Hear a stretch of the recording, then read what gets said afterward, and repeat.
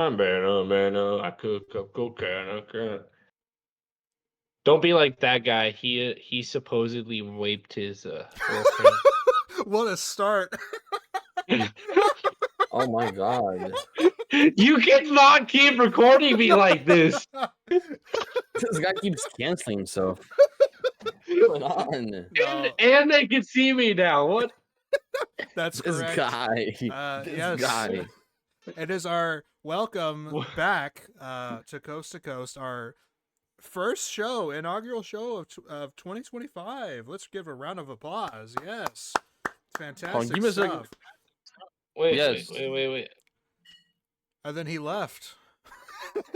Yeah. As soon as it started. Yes. No. Closing the door. Oh, victory screech. All right. Well, Victory screech. Yes, absolutely. Welcome, everybody, ladies and gentlemen, to Coast.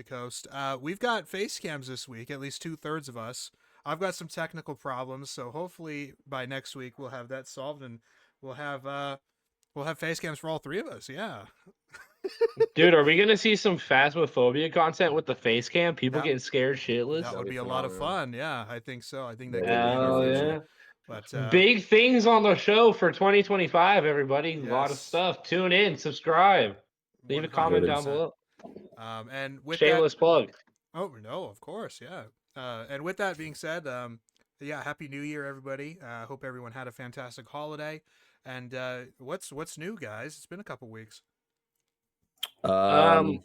I smoked a brisket for the first time. You know, when you can't smoke weed in Kansas, you smoke briskets. It's been pretty good, man. Had a lot of family time. Ate some good food. Started keto, quit keto. Good times. Nice. You quit already? Dude, I got so pissed off at my manager today. I was like, fuck it, I need a chicken sandwich. Okay, but like we can give an exception for that, right? I mean, I think so. I think that's a valid reason. But then I was also like, I can't go back. You can't force me to not eat carbs again. That was terrible. It was bad.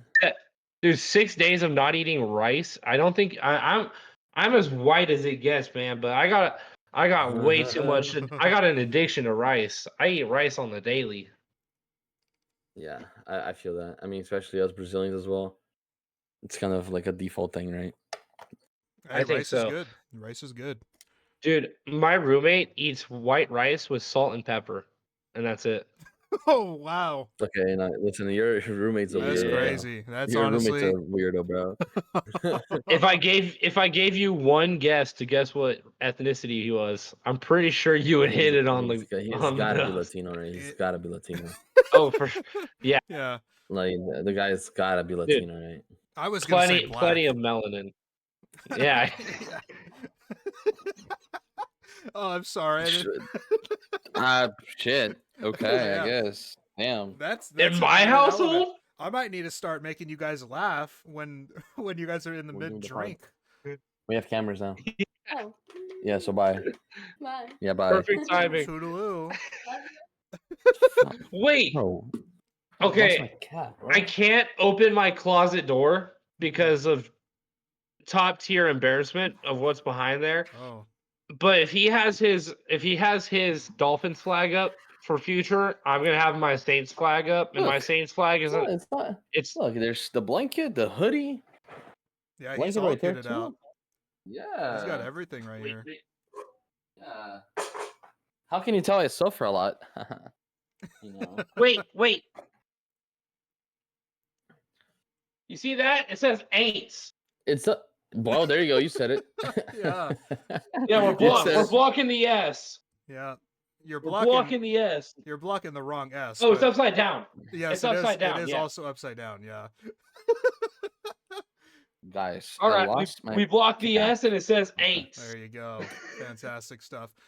Prayers up for New Orleans, by the way. There's that Shit. horrific thing that just happened. I don't even know all the full details on it, but I don't even know what the fuck. I don't even know what the fuck happened. I just heard cops were there or whatever. well, it sounds like I don't know anything about the guy, but it was a Ford like electric truck with an ISIS flag. But if you watch the video, which I don't recommend, it's really fucking graphic. Yeah. He was just driving like normal, and then out of us like nowhere, he did like an extreme turn and whipped his truck around and hit like a group of like 20-ish people, and then he What the just fuck? started speeding the absolute fuck through the road. It's really disturbing. And there's Jesus. this video of a guy just like walking down the road, like zooming in on all the bodies. I'm like, what the fuck is wrong with you? Yeah, what the fuck is wrong with people, right? Jeez, bro. You know, I hate to say it in this way because it sounds like a joke, but it really is like this TikTok desensitization to all this shocking shit. Like, I mean, kids at earlier and earlier ages nowadays are seeing really depraved stuff online because they're just Yeah. like it's just the world that they're born into in a way. It's really, really gruesome shit. Really sad, but you know that's why we're here. Try to shed a Oh, we're here. positive light on things. Yeah, we're here. Oh shit. We're something. I don't know. We're whatever we Right? want to make Yeah. ourselves. You know. We're coast to coast. Yeah, absolutely. Uh, So yeah, go hold ahead. on. I just thought of something. If we're the Coast to Coast podcast, are the listeners to the podcast the coasters, like cup coasters? They could be. And if so, do they have condensation on them? I would hope that they'd be tempered in that way. Not where, sweaty. yeah, those are the I would best hope coasters, so. unsweaty coasters. True. Yeah. Dude, I have a coaster. I have Saints coasters, and they are like folded. I think I've showed you them, but I have Saints coasters that are like folded images, and I don't know how to describe it. But like they sewed out Saints, but because of the way it folds, two of them just say Aints, and none of them fully say Saints because they can't fit in Saints. It was a Christmas gift from my dad. And so I opened it and I saw that the first one said Aints, and I looked at him and I said, what the fuck? He looked at me so confused. He was like, what's wrong with them? And I was like, are you trying to fuck with me? He was like, I didn't even notice that, dude. That's funny. Is he a Saints fan as well? I forgot. No, he's a Fag Boys fan. Whoa! Ah, yeah, you're right. Whoa! Oh shit! Sorry, Cowboys. Wouldn't want to insult homosexuals. Got no issues with homosexuals. We Just gotta get Cowboys the fans. meme, the which one? No, wrong one. Oh. Misclick. You what? There you go. Yeah. We need to get the like Law and Order theme so we can like every time I say something stupid, you can just be like dun dun dun dun dun dun dun. That could be something in the future. I would love it Dude. if Discord had a larger soundboard. I wish it was more than 8. Yeah, it's do you have Nitro? Does Nitro affect that? I don't know. Well, you get a bunch of you can go into other servers and use their sounds if you have Nitro. I know that. Oh, It Yeah. probably upgrades that's- the maximum too, but Look, guys. do we have a bald Riz emoji in this Discord? no, we don't. But that's something that we could add. We need one. Yeah. Riz is bald? He was. You don't Bald? remember this, Broofy? Dude, oh yeah, I'm you're kidding. new to. Okay. Dude, I wonder if we're gonna have another like legendary off season of pickles. I don't know if they're gonna do that. They didn't do it last year, and the reason is because Yeah, those videos performed really poorly compared to NFL content. really. Yeah. That sucks because those were some of the funniest videos they uploaded. Those were so funny, They dude. were I was a ton of watching those fun. religiously. Yeah. Broofy, did you watch all those? The Pickums? The like off-season pick'ems to where they would like do Vin Diesel versus Diesel No, yeah, Van. I love those. I love those. My absolute favorite segment though is the one where he does with the newspaper one. Where they're Yeah, the journalists. news with Heinz squirts. Nah. Dude, that that one shit is was too so much, bro. good. That one is too much, bro. By far my favorite, bro. Live at the So scene, we have fucking funny. Heinz squirts. Yeah. So funny, bro. That would be awesome to get some of those back. You Especially have with to bring it back. some of the newer fan base that's coming in. A lot of those Mm-hmm. guys, Yeah. they don't know who Heinz Squirts is because it's been a few years. Go House subs don't know what they missed out on, man. They need Yeah, to go back. Frogs Angels days. yeah, 100%. So shout out, Go House NFL. Yep. Probably definitely one of the best YouTube channels and content creators out there for NFL content. So yeah, 100%. They're the reason we're here, boys. I was just about to say that. Yes, it's that community that brought us together. So, and on to our own community, hopefully in the future. But yeah, Fingers awesome crossed, stuff. man. Hey, Go House community is full of diamonds. There's only one rough one in there, and his name's Cameron. But he just won a lot of money, so maybe he's Uh-oh. getting better. Maybe he's Oh, getting He better. owes He's you. he's finally Uh-oh. becoming a good better. Best better. We like Cameron. Yeah. Oh God. He keeps posting duds in the sports betting channel, and then he just out of nowhere drops a $12,500 win. So like, props to him. Yep. Cheers. Yeah, nicely done.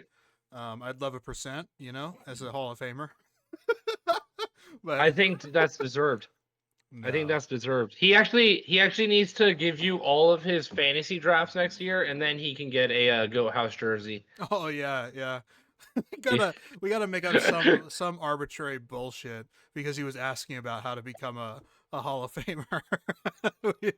Just the most ridiculous, like you have to climb Mount Everest or something. I can't hate too much because as soon as I saw that you got announced as a Hall of Famer, I was like, I gotta work harder. That inspired me. I was like, I gotta be more active in the community, man. Yeah, you're like Jake Moody. You just gotta lock in. Yeah, but then fucking Sullivan went out there and made that banger of a video, and I was like, shit. Yep. Shout out to Sullivan. Yeah, 100%. Another Cameron. True. The best of the two. No, just kidding. But Baruffi, you were gonna. I think you had started to say that you weren't gonna show us something. You talking about Nosferatu? Oh, is that what? I don't know. Like a couple minutes ago, you said you were going to show us something. So I don't know if you remember what it was. I thought you did. Maybe I'm. Show you something. Yeah. You said like I was check talking this about out, or I'm going to Nosferatu. show you something, or. Yeah, you also said, "Can I talk about something?" And we said no. What was that? No, that was Balatro. Yeah. That was Balatro. Yeah. Oh, okay. Okay, well maybe I made that up or something, but yeah. Maybe you just wanted to point out this sick Maybe, coast to coast background that's on our screen right now. Yeah, maybe. That's definitely what I wanted to do. That's Yeah. definitely what I wanted to do. Don't look at my dirty. No, it's not dirty, but it's Dolphins, right? Don't look at my Dolphins flag. Dude, The Coast wait, to real Coast quick. We haven't background. talked about it on the show yet. Put on your glasses, Mike McDaniel. Dude, we got our very own Mike McDaniel on the podcast. Welcome to the show. Yeah. What's the game Nice. plan going into Week 18, Coach McDaniel? You know, when you try to put your players in the best position, right? So, we get in the film room together, and yeah, Teron is probably doubtful for this week, so we'll put Patrick Paul there, and yeah. Coach, with all the injuries in the NFL this year and how scary the landscape has been, are you questioning Tua's decision to not wear a Guardian cap moving forward? That's he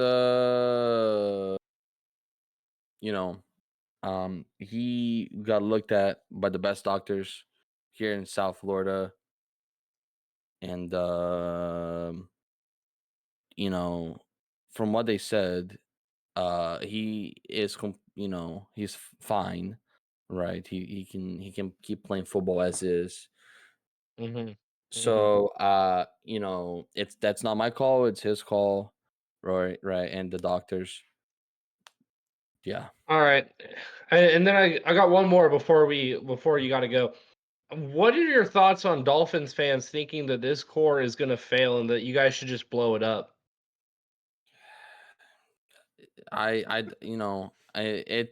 there's 53 men on the roster and all the coaches involved.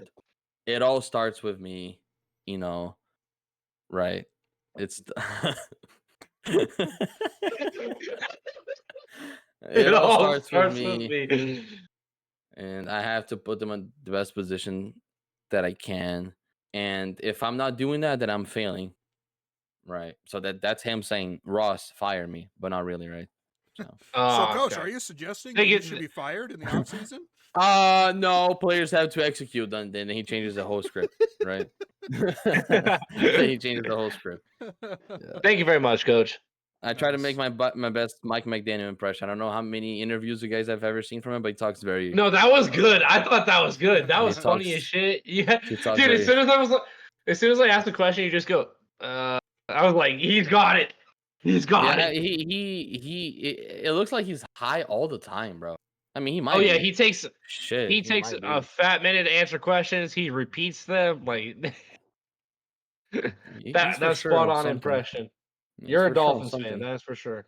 Yeah, well, listen, big Dolphins fan. I've talked about it multiple times here, what they should do and whatever. But when I don't know, man. It's a mess over there, and no Pro Bowlers this year as well. Not that I give a shit, right? But it should give them a sense that like maybe we're not doing things right. Like I mean, didn't the Packers have 0 Pro Bowlers last year as an 11-win playoff team? They win 9 games, but Oh, it they was went 9 9. and 8. Yeah. Ah, shit. yeah, I'm not Yeah, sure how many well, they had, but maybe you're I onto know, I something. know a playoff team last year had 0 Pro Bowlers. I can't remember what one I mean, though. it Let may me give have you that been them. info. I can't imagine anybody on that roster that would have won. I mean, like Aaron Jones maybe was the closest, but he missed time as well. So Let me check. I almost said Josh Jacobs. I might be dumb, guys. Pro Bowl NFL 2023. It's oh yeah, it is 20. My dummy self said 2024. what are you stuck in last year? Real bad joke. Elton So Jenkins and let me Jair see. Alexander. Oh, okay. Man, Yeah, it this looks like Jair glazing, I swear, I don't get it.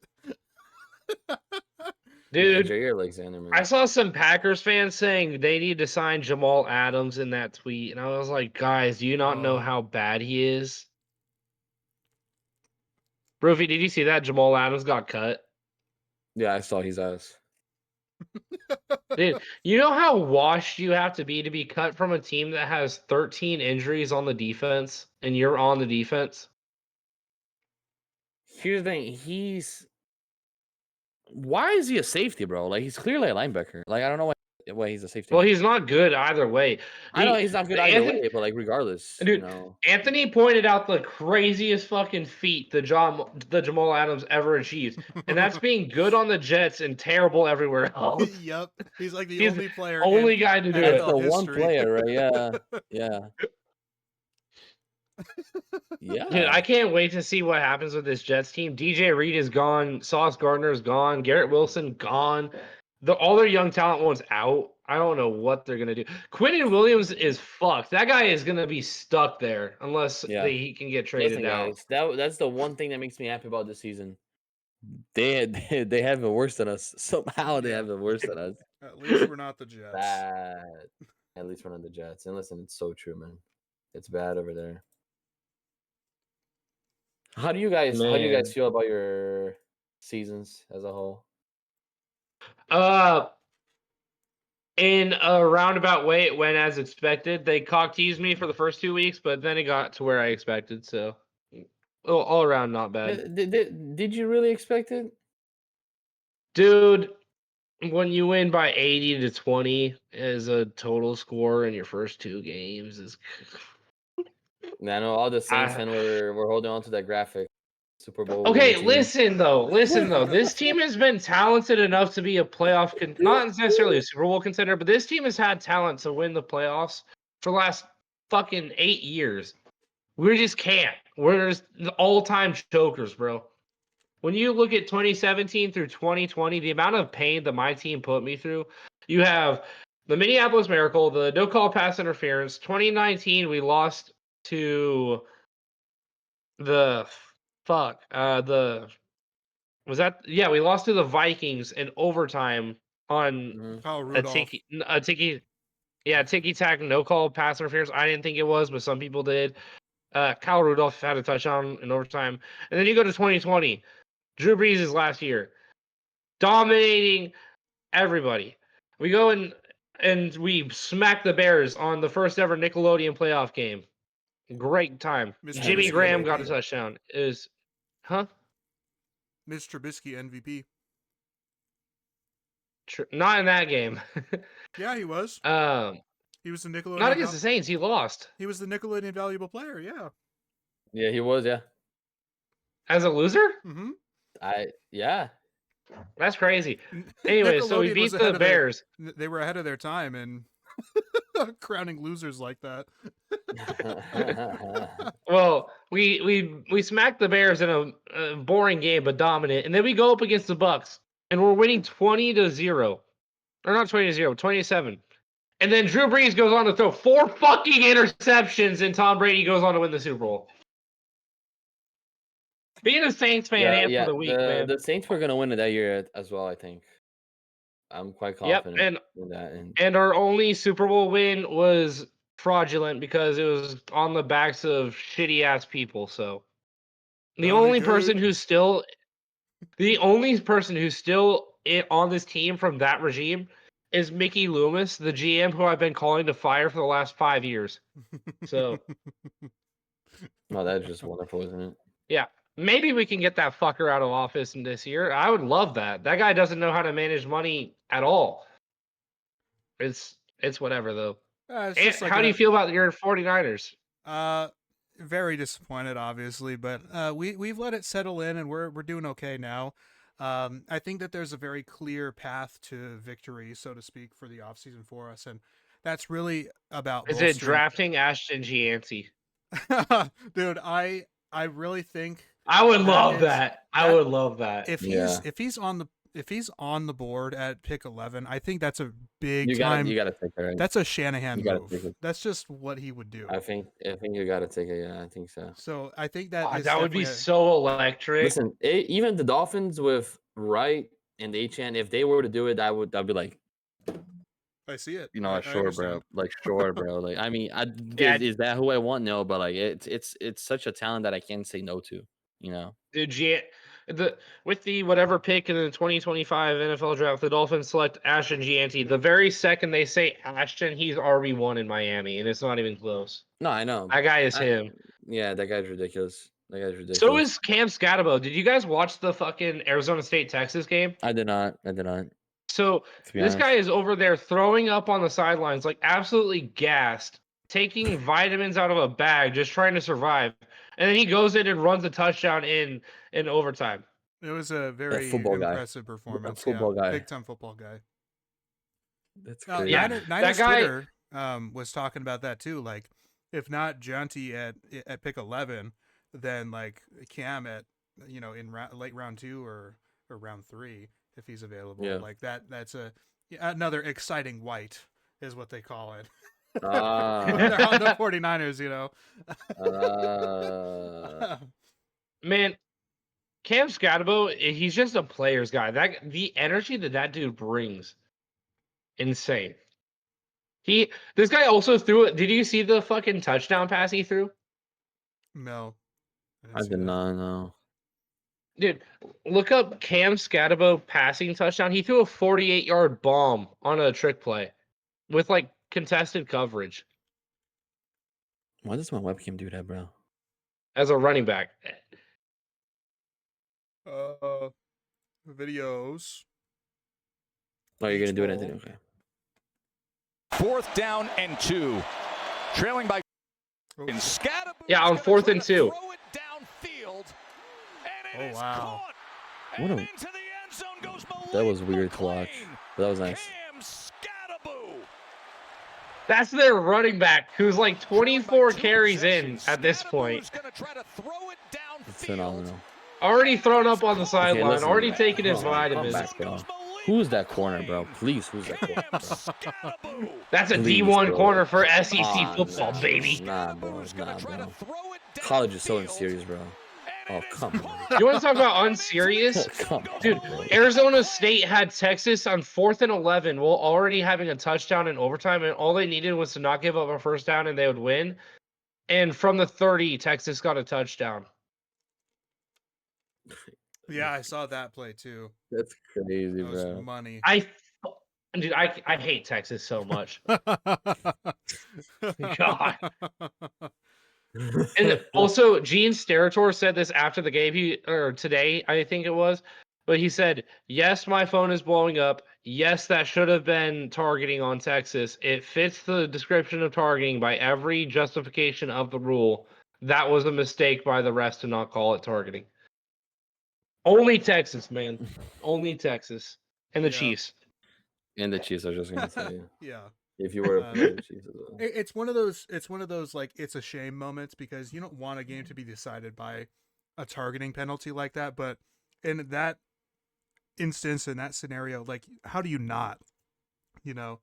Right. Yeah, it's clear. very It's clear bizarre. helmet contact. Yeah. Really Like he bizarre took that stuff. guy out of the game. Like, what are we doing here? Right. Right. Yeah, so tough stuff, but as far as the rest of the 49ers offseason, you know, if the pick is Janty at 11, that's I you know, whatever, I guess. I mean, cool, you know, great Yeah. player. But I really need us to address the trenches on both sides. Whether that's Yep. acquiring And someone that's in a where I trade. stand as well. And that's Yeah. also where I Dude, stand for the Dolphins.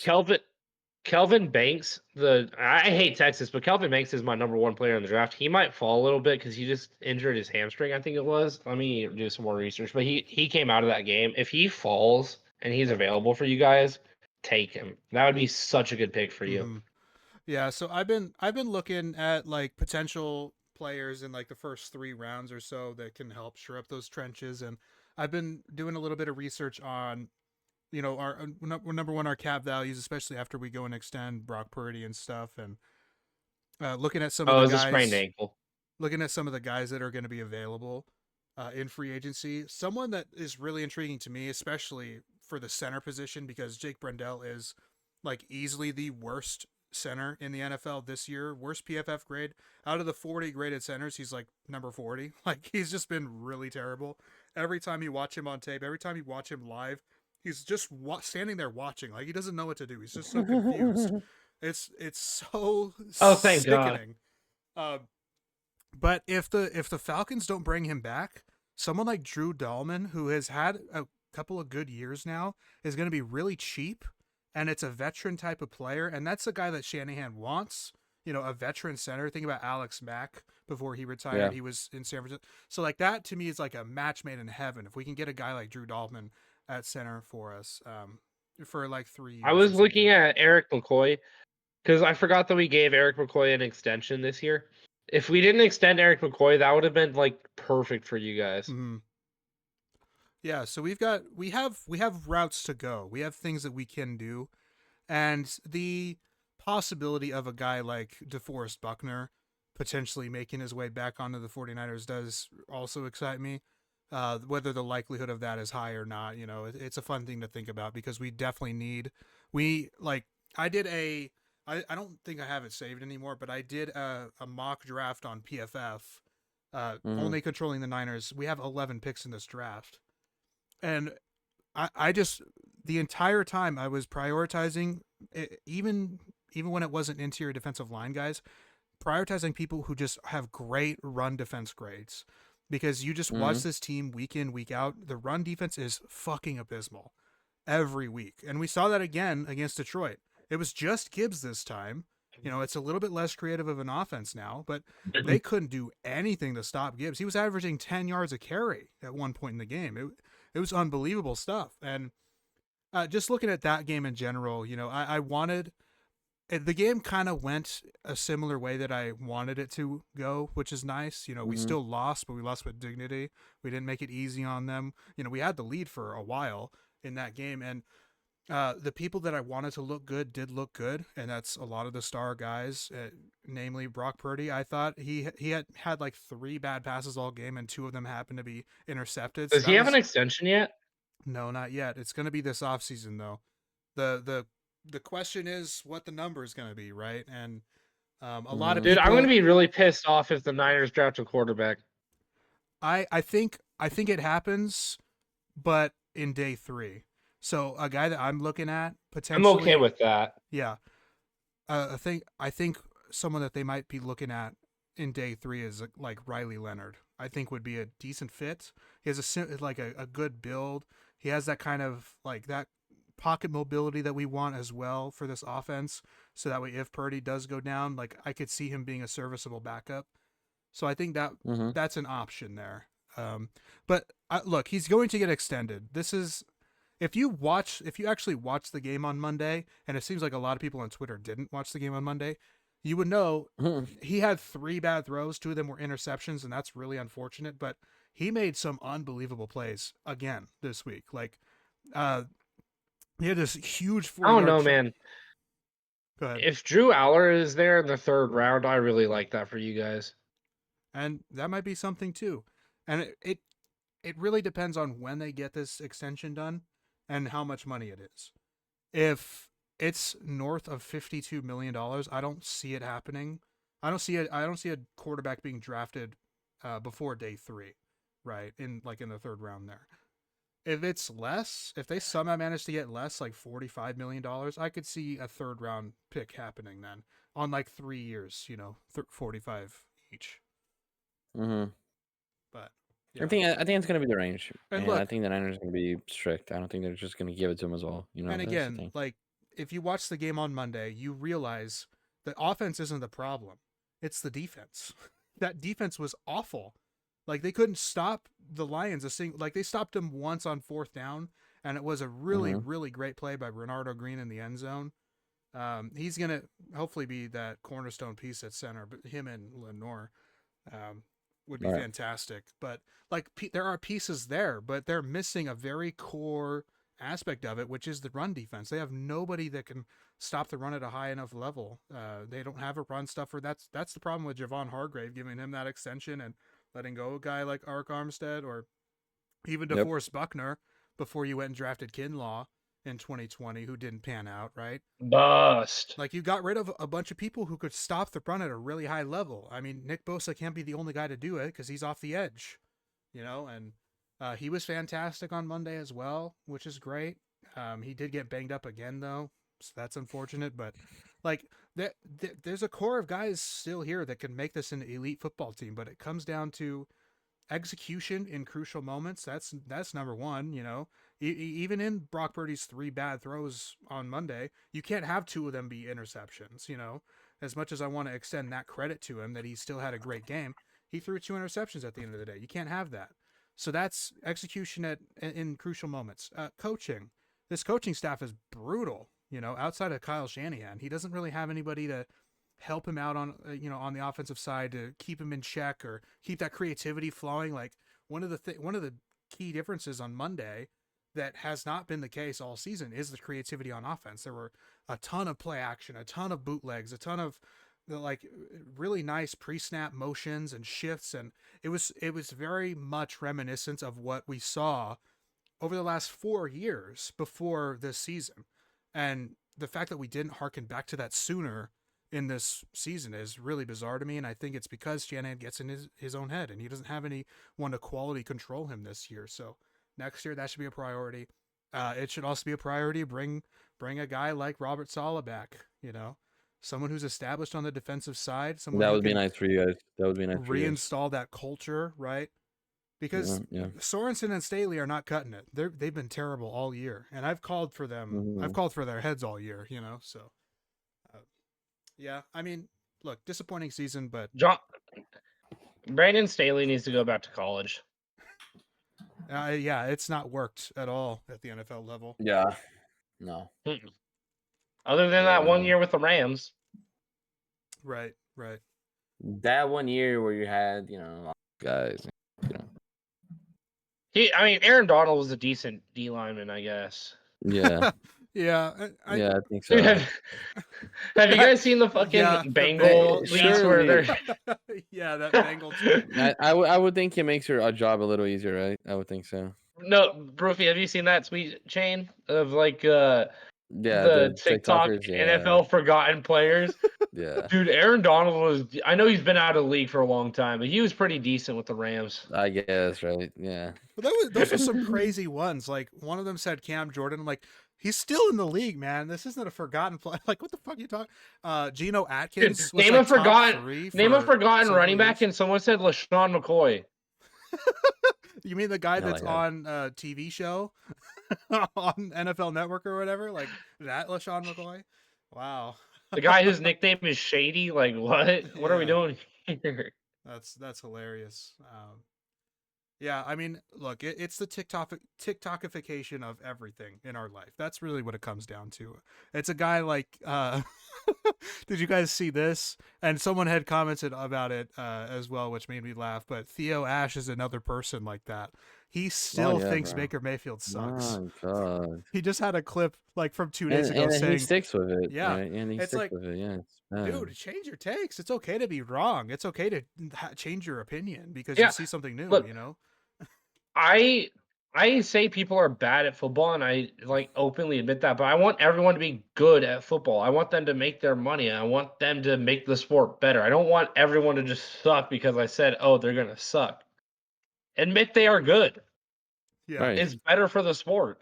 exactly. It's And- just be a good human. Like as long as they're not like Tyreek Hill beating their fucking kids, I don't care. Like I want them to be good. Tyreek Hill could go to fucking hell, but every other guy, they're good.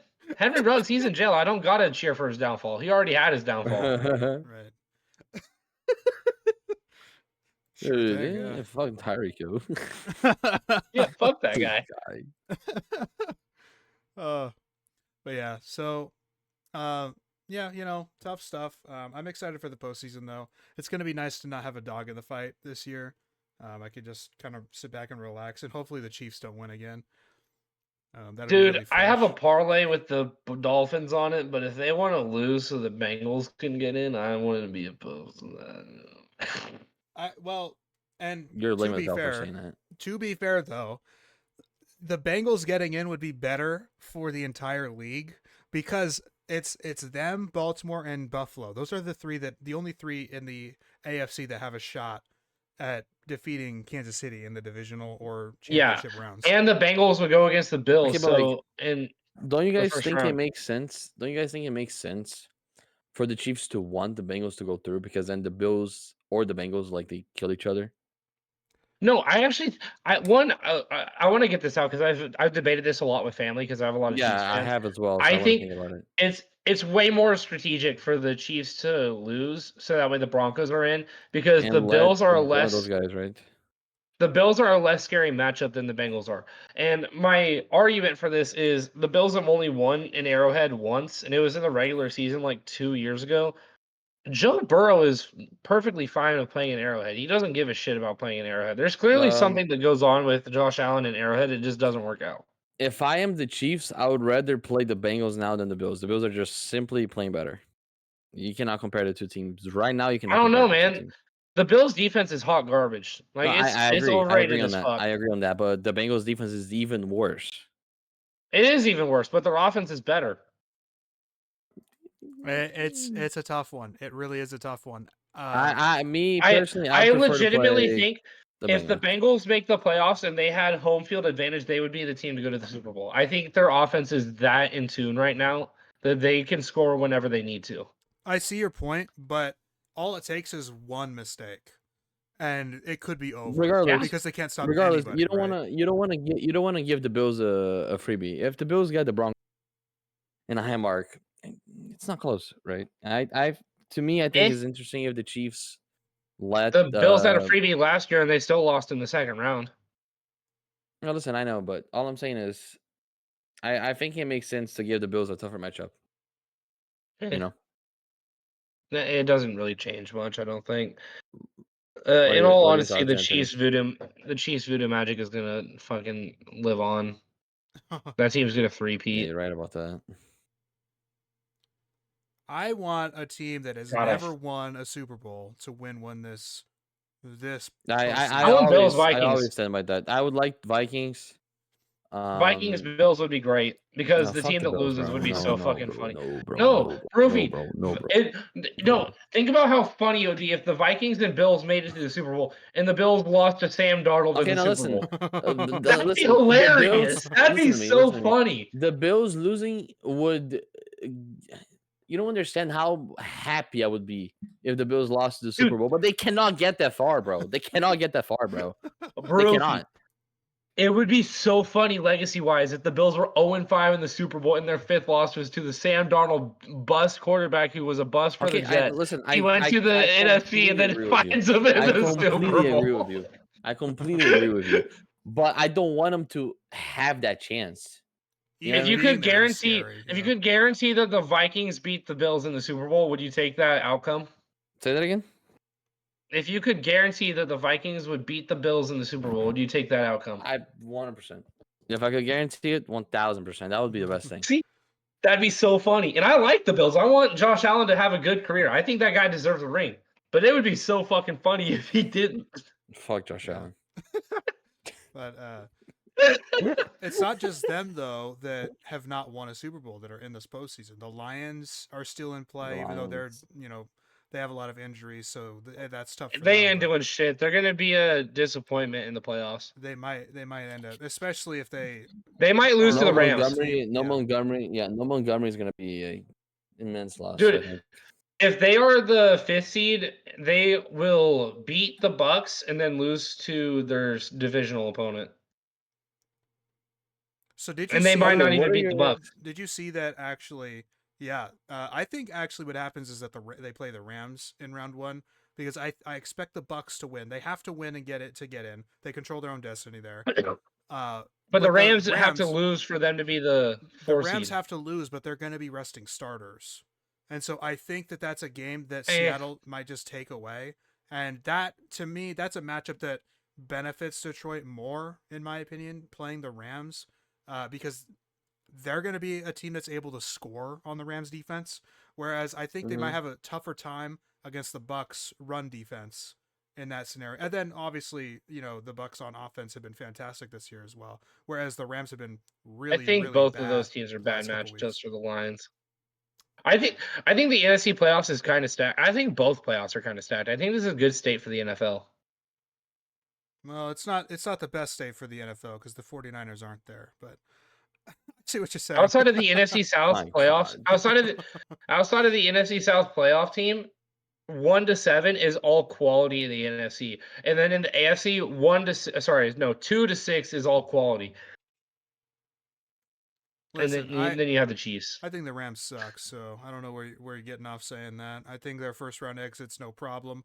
The defense has been playing a lot better. If they recently. beat the Lions, that'd be beautiful. I would love that for Stafford. After losing to his home team last year, coming back and saying "fuck you, we're better," that'd be goated. I just don't think it happens. I think the defense has been Probably playing not. better, but Stafford in the last month and that offense in general has been brutal. Like, Oh, he's been bad. Yeah, Dude, his decision making is terrible. yeah. He's too slow. Too slow. Bad decisions. And his placement has been on the decline all season too. Like in week 1, 2, you're talking some of the elite ball placement that we expect from him, but in week 16, 17, it's been really, really rough stuff. So I think this might be his last like really, really good year. Hey man, but watch Jimmy G come in and ball out. Oh God. And then overthrow his receiver at the very end of the game. Okay, that's all right. That can happen. Fucking asshole. Wow. Yeah, they're gonna get Emmanuel Sanders out of retirement for it. Oh my God. Dude, you know what? Emmanuel Sanders, forgotten receiver. Who remembers Emmanuel Sanders? Yeah. Yeah, only caught 1,000 yards a few times. That's it, Yeah, Brandon Cooks is going to be one of those guys. Oh my god. Who remembers Brandon Cooks? That's Yeah. gonna be so upsetting. I Yeah. know. As a Saints fan, Brandon Cooks, we He's traded been that guy traded like for, Chuba immediately. Hubbard. He's been traded No, for it's like Chuba 4 Hubbard. first-round picks. Oh, Chuba Hubbard, yeah. Dude, who remembers Chuba? Dude, I don't know, man. Who remembers Kenneth Gainwell? I Kenneth sure don't. Gainwell, yeah. Yeah. Dude, I saw someone say, "Who remembers Jay Ajayi?" I'm like, "You piece of shit! That guy had aura. He ain't Bro, forgotten." Jay, hold on. Stay there, guys. Stay there. He's gonna get the jersey. Dude, Jay Ajayi is the definition of a guy who wasn't good but had aura. He had a good couple years. He was good for a bit. Hell yeah. That guy never cracked 1,000 yards. That's okay. You don't need to crack 1,000 yards in the modern NFL. Everyone's running a committee. Yeah, true. Alvin Kamara hasn't done any. Oh god. But Kamara's done like total yards. Kamara's gone over like 1,600. Yeah. I promise you guys, if Jay Ajayi never blew out his knee, he would be fucking prime Le'Veon Bell, bro. Dude, oh Promise yeah, you guys. LeGarrette Blunt was also on that list. I'm like, dude, how do you think LeGarrette Blunt is over or forgotten? Multiple times Super Bowl winner. Yeah. Multiple times in a row, Forgotten. yeah. Crucial Dude, to his I team also- as well, yeah. Man, who remembers Mark Ingram? Now, I'm the only one Rex, I'm a Rex big- I'm a big- Burkhead might be a guy that could be in this James conversation. White. Oh, James White, yeah. James fuck Dude, happened White. to low-key him? with how bad Sony Michel's fall off was, he might be there in like 5 years. I could see that. James Robinson too. He's gonna be there very soon. Hey, Like Rufy, fun legit. fact.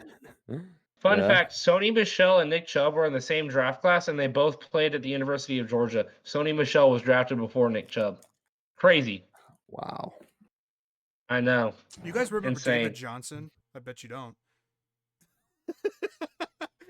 Only he literally has the best fantasy season in the last like 20 years.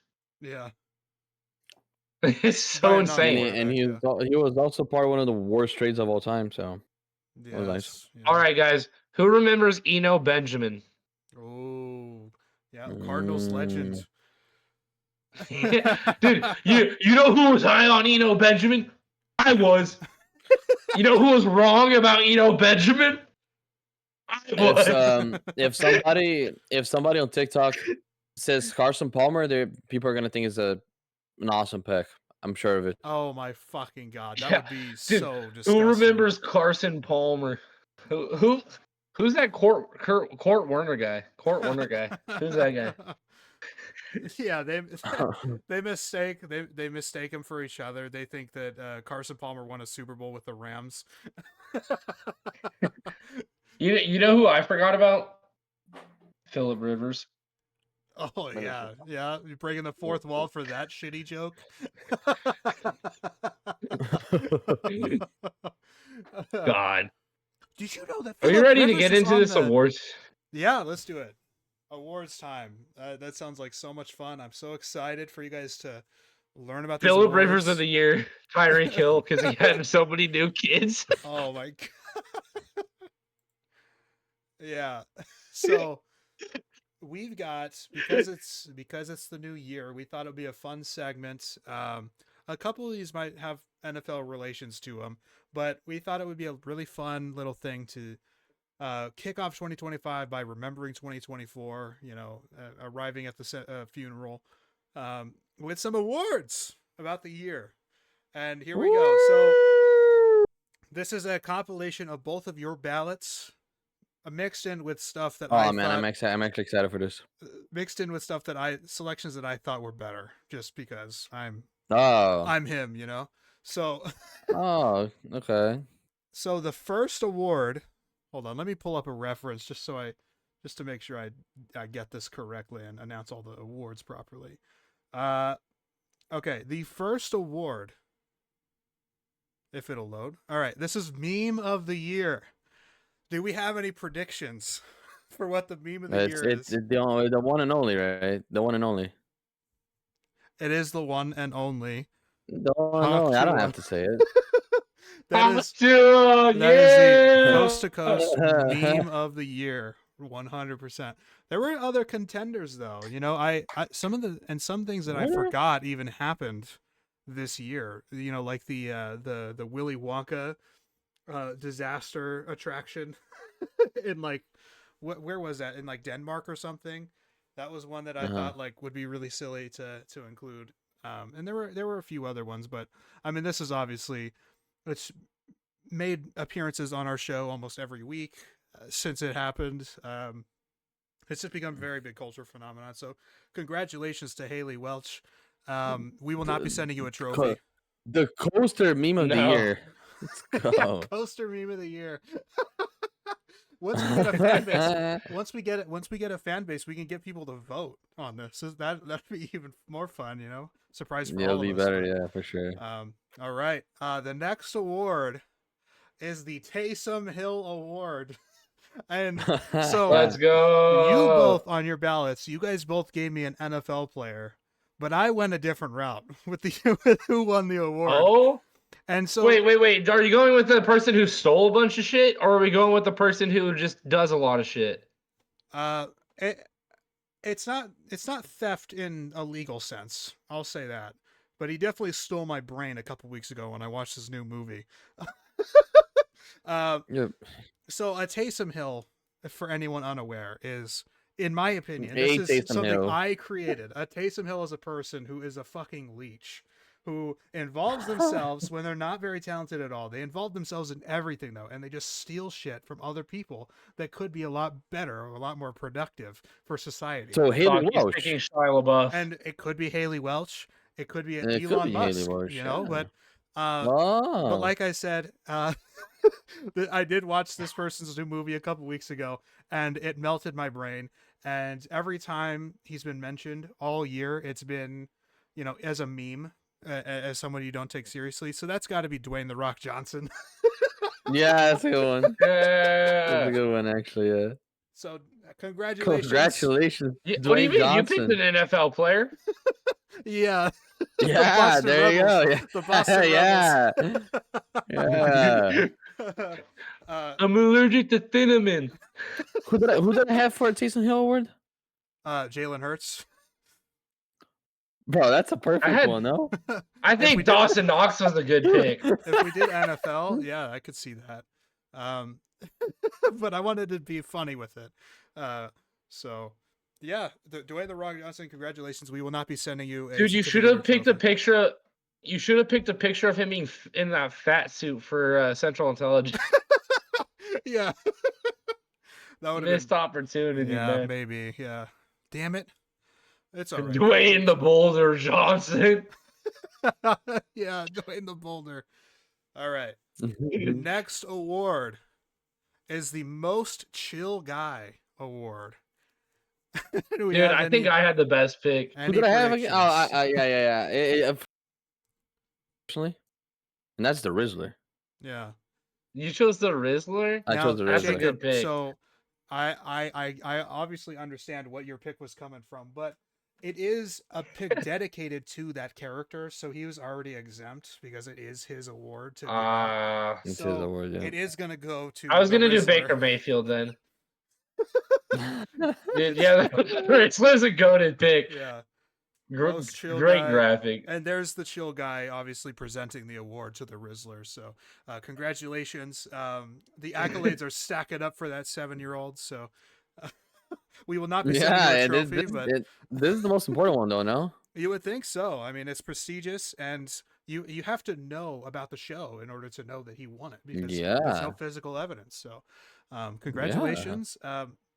Next up, To who? to the Rizzler. Oh, thank you. All right. Can you guys do can you guys mew for me for the camera?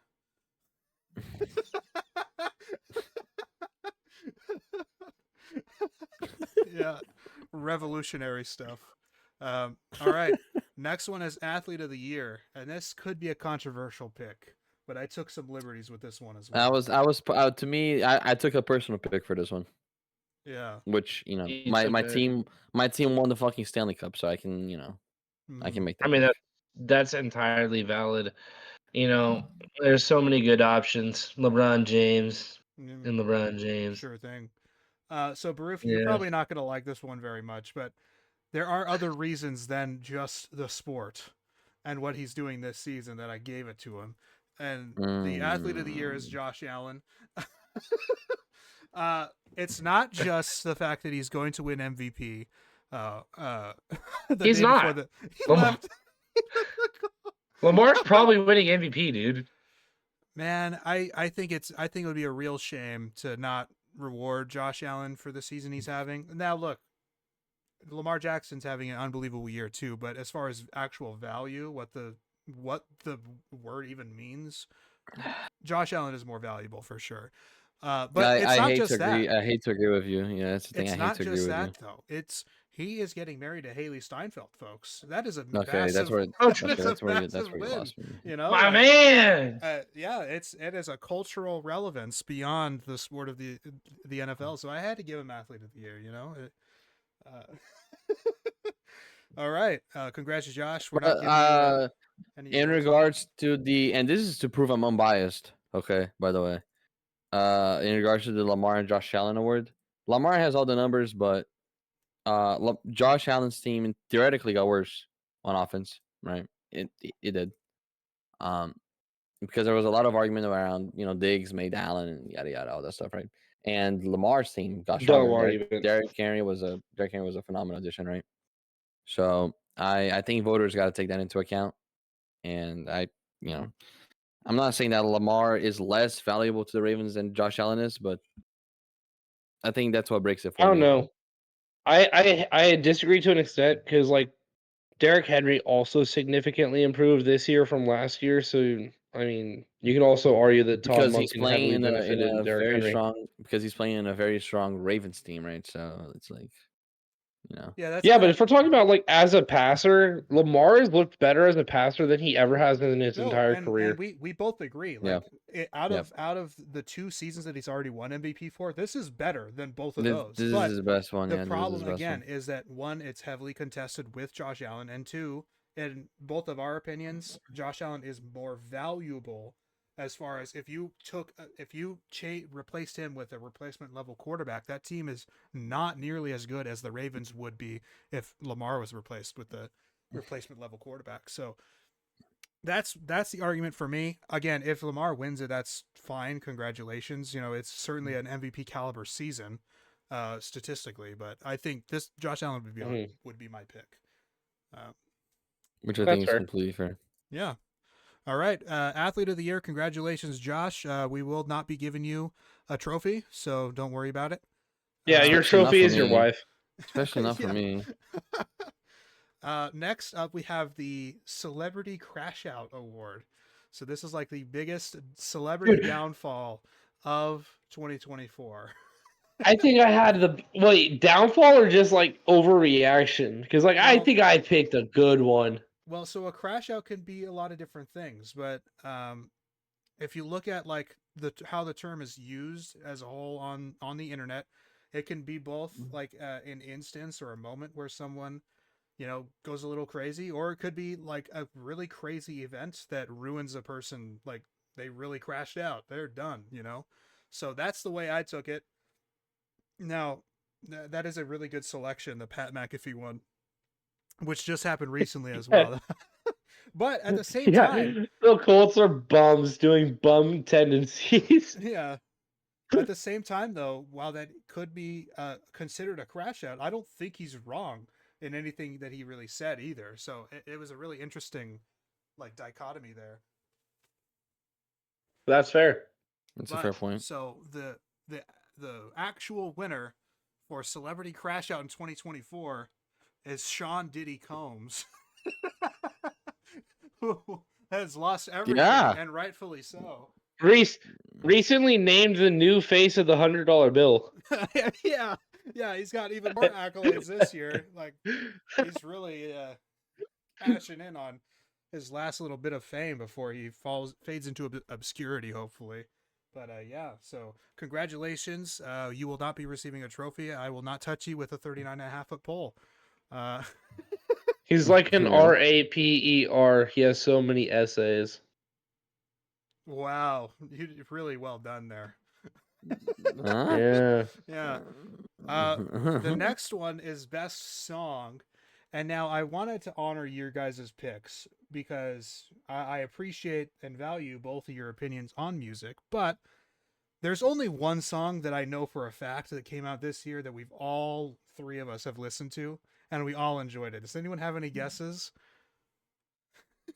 All three of us enjoyed a song Hold on, that came out I'm this thinking, year. I'm thinking. I don't know. I wasn't even originally gonna send the song that I originally sent or that I sent wasn't the one I was originally gonna send. I was gonna send "I Had Some Help" by Post Malone because that song's a banger. Hmm. I just hope this isn't a bar song because I don't give a shit about Shabuzi. Oh no. It's definitely I'm one thinking, that bro. all three of us have listened to. And we may have even talked about it on the show very briefly when it first released. Roofy, Roofy, he's about to bring the boom. He's gonna bring the boom. Song of the year goes to AJ and We Big Justice. bring For Yeah, yeah. That's what we do. We bring the boom. We bring the boom to you. Yeah, that's a good one. That's a good one. That's a good one. That's a good one. Oh yes, of course. Now that family and their friends, I guess as well, if you include that, are walking away with a few of them Rookies of the tonight. year. Yeah, fantastic stuff. Really, really impressive outing for those guys. So congratulations. You will not be receiving a trophy. But they should. But they should. We might have to make one just for them. Yeah, that is a True. really commendable performance in that song. But next up is Best Picture 2024. Now, to my knowledge, there is not a single film that we all saw this year. Oh, that's But- what you meant by picture. Did you think I meant an actual picture? Yeah, dude, this dinosaur back here, that's a pretty good picture. No, I literally sent him a fucking photo, bro. Is it the Will Levis dive? That was what you. Yes. It's the Will Levis Please show dive. it. Please show it to the audience. The audience needs to I see will that. pull it up. I will pull it up after. Yeah. Oh, they need to see that. Wow. Come on, what a bomb! What a How do you- bomb! Yeah. How do you not know what Best Picture means? No, I Oh my I do know God. what it means, but like when I read it, that's what I thought of. I was like, oh yeah, You're that, the bum, dude. That's hilarious. no, yeah, an I actual, love it. actual bomb. Which an Will actual Levis bomb. picture is it? Which picture? Yeah, which Will Levis picture is it? It's not a Will Levis Will picture. Levis. All right, I'll pull it up. Ah, I'll pull it up. Hold Okay. on. Okay. All right. Cool. yeah, goated movie. Oh, where did my cursor go? Oh my god. Oh my god. Oh my god. Oh my god. We're crashing out. We're crashing out. We're crashing out. We're crashing. Okay. Open in browser. It's okay. The screen can see Best Picture 2024 Oh my god. Okay. goes my to mouse Alien is back. Romulus. Woo! Yeah. This is the Best Picture. Bro, look at this shit. Isn't that funny? No, it's scary. That is really funny. Yeah. it's Nets KG, bro. That's an awesome photo. I gotta be honest. I was I riveted. think so. But It doesn't embody 2024 quite like Will Levis does. that's also Yeah, a fair to be argument. honest, Yeah, to be honest, yeah, that's a pretty good one. But yeah, so as Jacob said, yes, the best picture of the year is Alien Romulus. It is a film that Jacob and I both saw and we both rated very highly. So that was like kind of the only contender here. I wasn't gonna just completely. I already dominated a lot of these awards by giving them out, so I didn't want to dominate another one by giving my favorite. So highest rated on average. Also, I mean, still a great film. I'm not trying to diminish it, but And I agree that if I was going objectively, it wouldn't have been this. It would probably have been I Saw the TV Glow. It's just based off personal enjoyment. This is so much more fun. It's just a fun movie. The dad jokes get me every time. Rufy, why did the blind farmer fall into a well?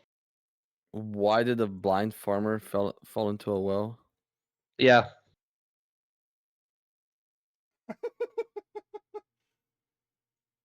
Don't overthink it.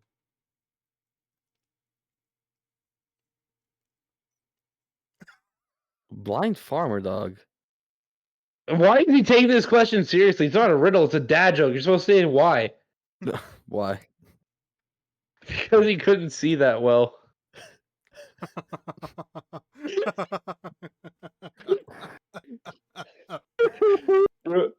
Bro, I bought this book about gravity, and I couldn't put it down. Why? Yeah. Dude, exactly. It gets you every time. They're good jokes. No, they're not. I The must delivery say, makes them so funny, dude. I love it. I He's must like, I say, don't need a joke right now. They are pretty good. It is well placed. I must say. Yeah. So Best Picture. It's streaming on Hulu currently, so check it out. Next on 100%. Well, was awards. Nosferatu released in 2024? Yes. Technically, yes. Okay, so that's my best picture. There you go. All right. Hey, I love the pick. All right. This is now the live TV gaffe of the year. Man, I think. Do we agree? Did we pick the same one, Anthony? There were a handful that I really wanted to go with, but I did go with the one that you submitted here. They're eating the dogs. They're eating the cats. Yeah, I didn't think of this one when you asked me for my stuff, Anthony. But when Jacob sent his in, and I thought about it, yeah, for sure, this one. Like, Yeah, this is Dude, this one is the goat. Yeah, this is a truly epic So meme. I've seen so many renditions of it. or Elon's fucking like that shit he was jumping, making an axe. Like, Yeah. like what the fuck is that? Like, what is that shit, bro? Like, he was doing this. There are a lot of different. I didn't gaffes see you could that. pick. Oh my god, bro, that one was so funny. Like they're eating the dogs. They're eating But the cats. that one was worse still. Yeah. Yeah, that one is such a goated pick. Our I thought for president, sure this was ladies like and the number. Yeah, Donald Trump, you will not be getting a trophy from. No, he will not be getting a trophy. That's right.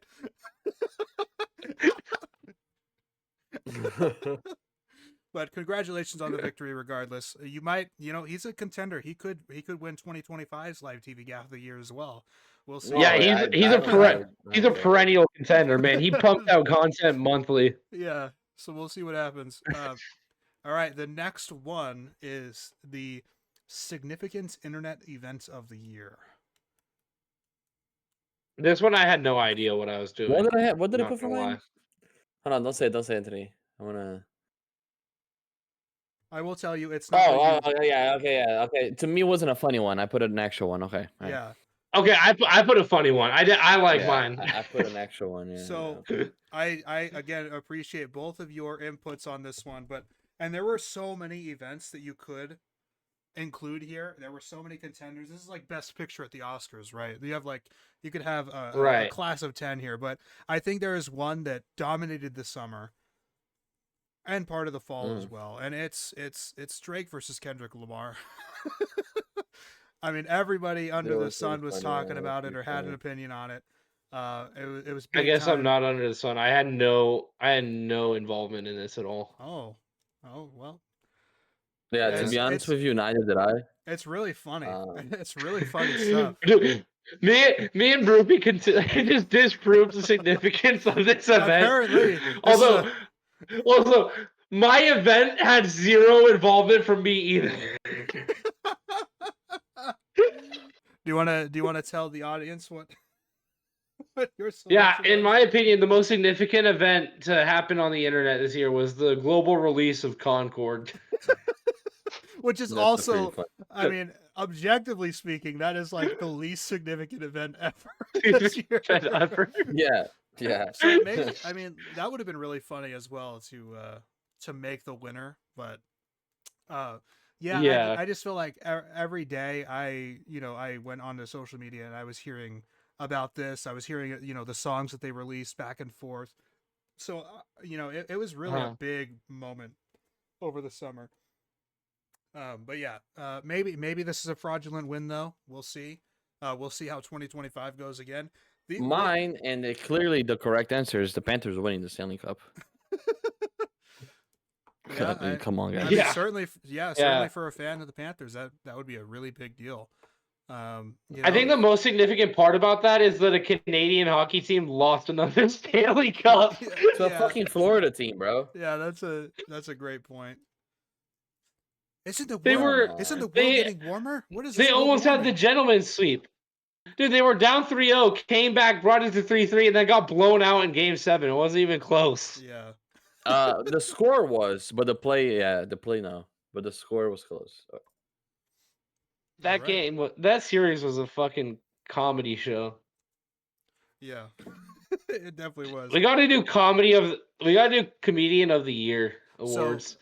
So what I want to do is every year we should keep the same ones, or if we want to adjust them, we can do that. But also we should add a new award Add a every couple. year. Yeah. I would say I one, like that. but yeah, we agreed to add One. one new award every year. And so now that we know what the awards are for next year, keep a sharp eye out all year for for some of these. Maybe like bookmark them on Twitter or something so we can go back to it. But yeah, significant internet event, not so significant for us, but I thought it was worth mentioning. Bit of a fraud win, I guess, but Do all right. do any of us listen to those guys? I like some of Kendrick's I don't stuff. have a single I Drake don't or like Kendrick I song. don't like Drake at all, but I do like some of Kendrick's stuff. Dude, did you see the new fucking Cowboys diss track that came out? No, Dude, so do you know about the old one? no. Oh, dude. So there's this guy he has a diss track for the Niners. The fuck the 49ers. Oh, I've Fuck the I've heard that 49ers. one. Yeah. Yeah. Yeah. Okay, yeah. Yeah, here we go again. This team ain't gonna ever win. Louis Belt straight to ass. Dak cannot complete a pass. You haven't heard that? No, I'm surprised I haven't. I, I I've feel like heard, No, I've okay. heard, I've heard the Ah. Niners one. I've heard the Niners one. yeah. Okay, well the Cowboys ones are funnier, I think. But and then the newest one that just came out last week, it's a parody of the Kendrick song that starts out with mustard. So he starts it out with Jerry.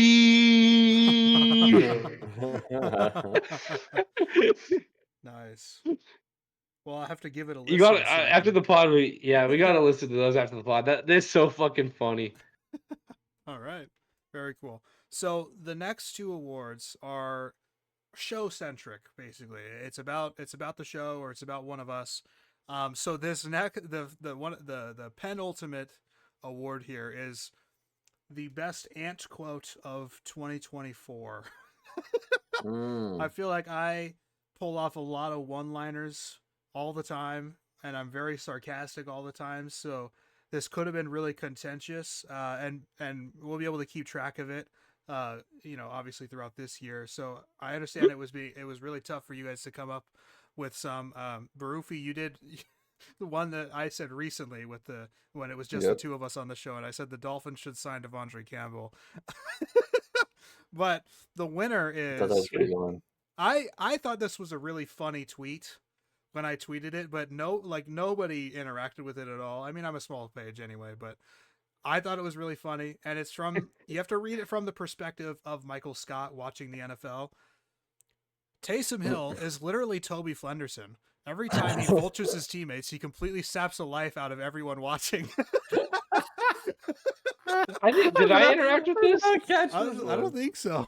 I don't think anybody really saw Dude, this it. flew onto the feeder. That's crazy. You're in my feed all the time. I fucking love your tweets. You tweet out the funniest shit. Yeah, no, that one. Yeah, they are, but I did not see this one. That is hilarious. Yeah, September 29th. Man, maybe for your birthday, I can buy you some Twitter bots. I don't want them. But yeah, I thought that was a really funny joke I made. Nobody laughed at it at the time, but I wanted to revisit it because.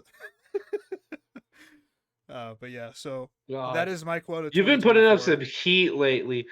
Dude, I thought I had I had a really fucking funny moment on Twitter. Roofy, I shared this guy's shortstops tier list from Major League Baseball, and I was like, Anthony, is it just me, or should Bobby Witt and Gunnar Henderson be in their own tier? I feel like it's a little disrespectful to have C.J. Abrams and I can't remember who the other guy was at this point. But I feel like it's a little disrespectful to have C.J. Abrams in that tier. And then I looked at it again, and I replied to my own repost, and I said, fuck, I got baited. It was such obvious bait. Francisco Lindor was like indecent. Yeah, Francisco Lindor was indecent. Corey Seager was in meh or Mhm. mid. I was He like, broke ah, that fuck, I page. got baited. It You was broke really I that didn't look page. at the rest of the tier list. I was blinded by the Bobby, man. That could be a double entendre right there. True. Funny stuff. But the final award of our show here is one that I thought of very late as well, and obviously we didn't have a full year of stuff to go over for this, but it is our segment of the year.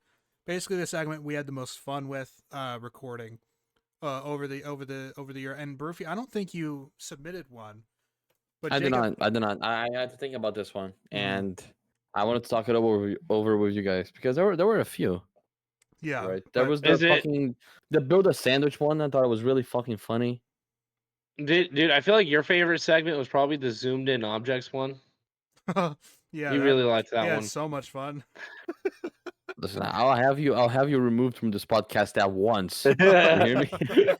I tell you, goddamn it! It was a good laugh. Yeah, it was a very good laugh. Yeah, but You can't do this to me. ultimately, You are much of sacrifice. It was a good laugh. Well, that's all I can say about it. It was a good laugh. That's it. And right. that's all you get. Dude, I Ultimately, took that though, loss personally. and I thought about trumping Jacob's selection by putting Jeremy Allen White on the $20 bill again, but I didn't do that. I went with Jacob's submission, which was describing movies horribly, one that we just Yeah, that's a did, pretty good one as well. which was a lot of Goated fun. pick. I think It was I a had lot of fun. and you guys had a lot of fun as well. So that wraps up our Coast to Coast 2024 awards show. A round of applause to ourselves. What a year, guys. Where's the Lovely, do the fucking, beautiful. soundboard? Done. Golf clap.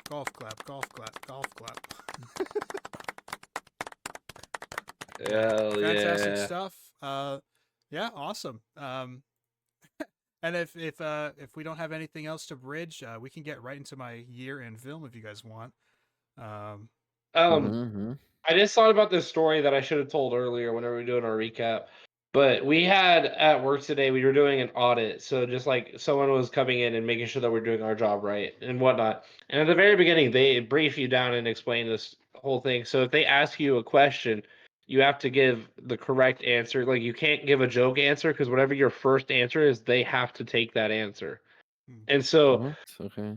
it reminded me of this other audit that I did because I was at another branch helping out and they were being audited, and this employee was doing something for what it's a type of deposit. I don't want to go into specific details, but basically you have to open this door and then check for envelopes, and then above it, like you have to check inside to make sure no envelopes got stuck. So he's opening up this safe right now and looking through it, and then he like gets down on his knees to look up and check and make sure everything's there. And the guy who's doing the audit says, "Why do you have to check inside of there?" And he's like, "Oh, you got to see if there's some bats in there." So Like who? 2 minutes, Wow. like 2 minutes after they got briefed saying, "Don't make jokes for your answers because you have to take the answer that is first given." He immediately gives a joke answer. So on his audit log, the answer is check for bats in the vault. Nice. No, that's great. That's a good joke. Love it. It's yeah.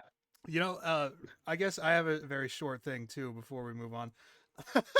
A few days ago before New Year's, I was talking about how, a lot of the people who died this year, a lot of the celebrities and whatnot.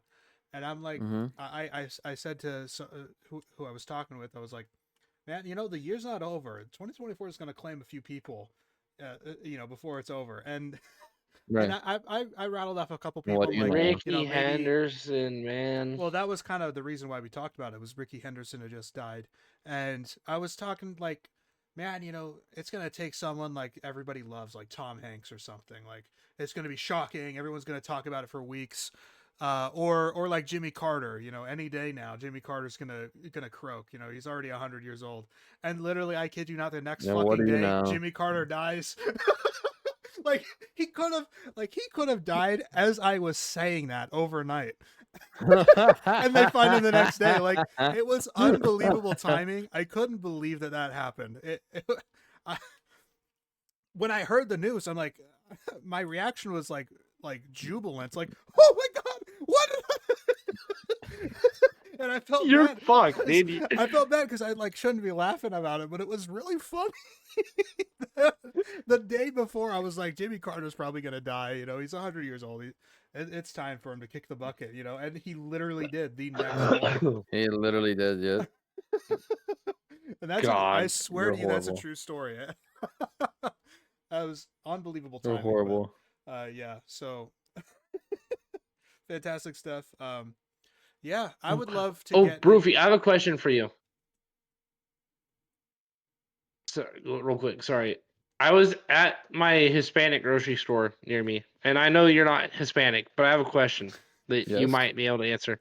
Yes. They have Doritos that are incognita flavored. Have you seen these Okay. before? I have not seen those. Anthony, can you put up Doritos incognita flavor? I can. I bought a bag and they're low key gas. They're like really weird to describe. They definitely have lime in them. That's the only flavor I can like actually like describe. But they're really good. I've never seen them before, but my Mexican Me grocery neither. store near me has them. Huh. So it's definitely lime and They're fire. some kind of pepper on it. Yeah. But it's not Interesting. spicy. I don't think they're spicy, but they just like have like a deep bold flavor. I love them. They're good. Uh, They're like $4 a bag, and I was like, "Fuck!" But I was like, "I'm interested. I want to try it," so I did. is it Top Cool Ranch? No, Cool Ranch is still the best chip in the game.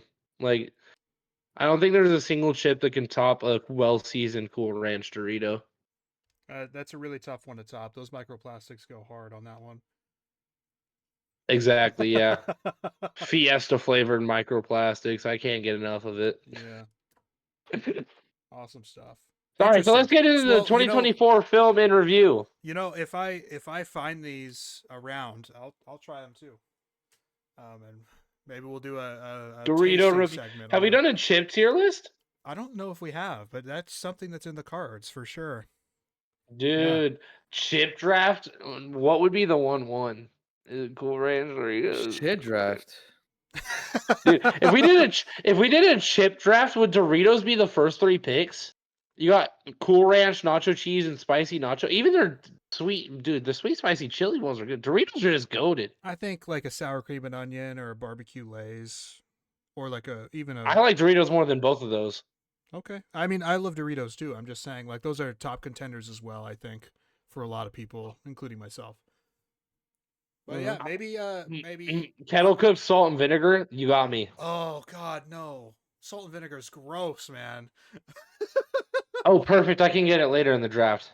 Thank God. Well, even with something like that, I think chips, because there's such a variety and there's so many. I think that's better as a tier list. So yeah, maybe that's in the cards of the future. I'd like to do a blend of tier lists and drafts. Stuff that's better to be drafted, I think we can do drafts, and then stuff that's better tier list. What happened? Fair enough. I don't know if it's pod friendly, so I'm gonna send it to the chat first. Oh no. Uh-oh. Look at the advertisement that it gave me. Remember, Google has personalized ads, people. This is the ad that it gave me on my YouTube.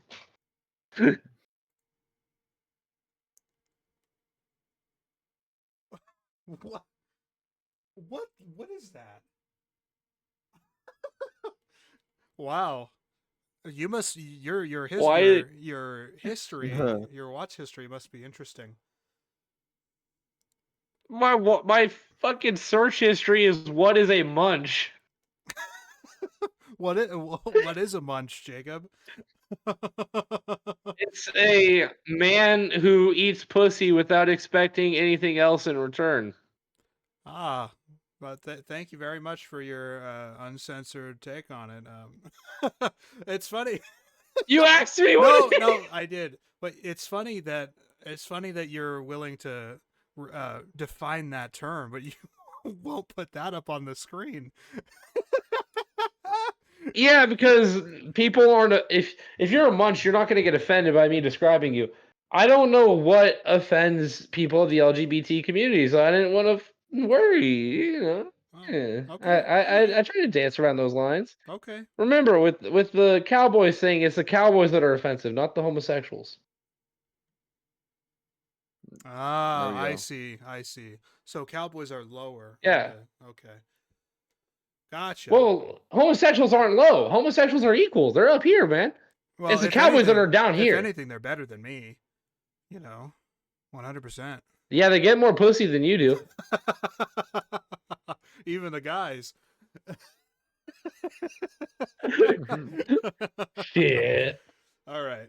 Yeah. I think that's a perfect way to segue into our year in review. Yeah. So this is my year in film. All the movies that I watched, all the new releases that I watched of 2024 ranked. And if there's a film that you guys have also seen that shows up here, I want to talk about some of them, not all of them, obviously, unless you guys have questions about any of them. But if there's something like, Jacob and I both saw Speak No Evil, if we want to talk about it briefly, we can do that as well as we go in. But here we go. I watched 84 new releases this year in the theater. That is You got to by hit 100 far- next year. I would like to. I had a shot to hit 100 this year, but I didn't take advantage every time I had the chance. But this is obviously Well, by you also far- had some medical setbacks. You were injured for the season, so we Yeah. got to acknowledge that. Yeah, that's true. I was out with the groin. But yeah, this is by far the most in one single year for me, and not just with new releases, but I've watched nearly 300 different films this year. That's not including rewatches of, not including multiple watches of stuff. So I watched Spider-Man, for example, 7 times or something this year. It only counts once in the 200. I think it was 293 that I hit it Rookie with. numbers. I know, right? I've seen Step Brothers in this year more than you've seen new movies. Dude, imagine if that was true. That would be something. It's probably not far off. I literally put that movie on every time I need to go to bed. Oh, fair enough. Okay. That's I mean that's debatable whether that even counts Different. as watching. It's different. Yeah. All right. Anyway. I mean, I get about halfway through it. I probably sleep talk the movie. Maybe I get up and start sleepwalking. Put purses and freezers and pillows and couch cushions in the oven. Yeah, and your dick in the toaster. Yeah. Whoa. And then the toaster in my bath. Oh my God. Well, you might have other things on your mind. It's unplugged. It's okay. All right, but yeah. So, this is obviously going to go in order from the absolute worst of the year to the absolute best. So 84 is one of the worst films that I've seen in years. And frankly, a couple of these, the bottom 5 or 6 or so, are some generational trash, in my opinion. And it starts with Madam Web, which it's honestly a miracle that was even this year. It came out so early. It was February 14th, as it says on the poster there. Generational dog shit. I can kind of, in a way, see what people even like thought could be like passably bad in this, and there's some, I guess, interesting stuff going on, especially with the camera work and everything. But truly, when it comes down to all elements combined here, this is worst picture for me of the year. Awful stuff. I didn't even watch Kraven the Hunter. I don't know if I'm going to watch Kraven the Hunter. It's the final film of the Sony Spider-Man list, Spider-Verse. But apparently the ADR in that movie is also really bad, which is when they go back and do voice work over certain lines of dialogue or whatever that they didn't pick up when they were shooting live. But in this movie, I don't know how bad it is in Kraven, like I said, but in this movie, the ADR work is so bad because they went and did rewrites in between when they shot the film and when they went back in the studio to do voice work. And so the lips on the camera don't match what they're actually saying. And sometimes it was a character Right. not even speaking, but they're actually speaking. Like it was really bad stuff. I can't rave enough odd. about how awful it was. The Watchers is up next. Another generationally terrible film. I watched The Watchers before I watched Madam Web. I did not catch Madam Web in theaters, but I watched The Watchers, Okay. and I was like, this is going to be the worst movie of the year. There's no way anything can top this. I watched Madam Web like 2 weeks later, and Madam Web topped it. So that maybe speaks volumes to how bad Madam Web was. Right. But The Watchers was uninteresting. It's Shauna Night Shyamalan, so M. Night's daughter, her directorial debut, and really, really awful stuff. It's a damn shame. Rough. Holy shit, it was bad. And then another horror film at number 82, it's Tarot, which you can watch on Netflix if you want to. The only thing that's interesting or good in this movie are the designs of the actual creatures that appear when the tarot card is drawn. That's it. Everything else is really, really bad. And honestly, narratively, it might be worse than The Watchers. Really? Yeah. Really bad That's a stuff. challenge. Yeah. All right. Number 81 now is Rebel Moon Part 2, The Scar Giver. Zack Snyder's version of Star Wars is some of the worst shit. Like, it's just garbage. Everything about it is garbage.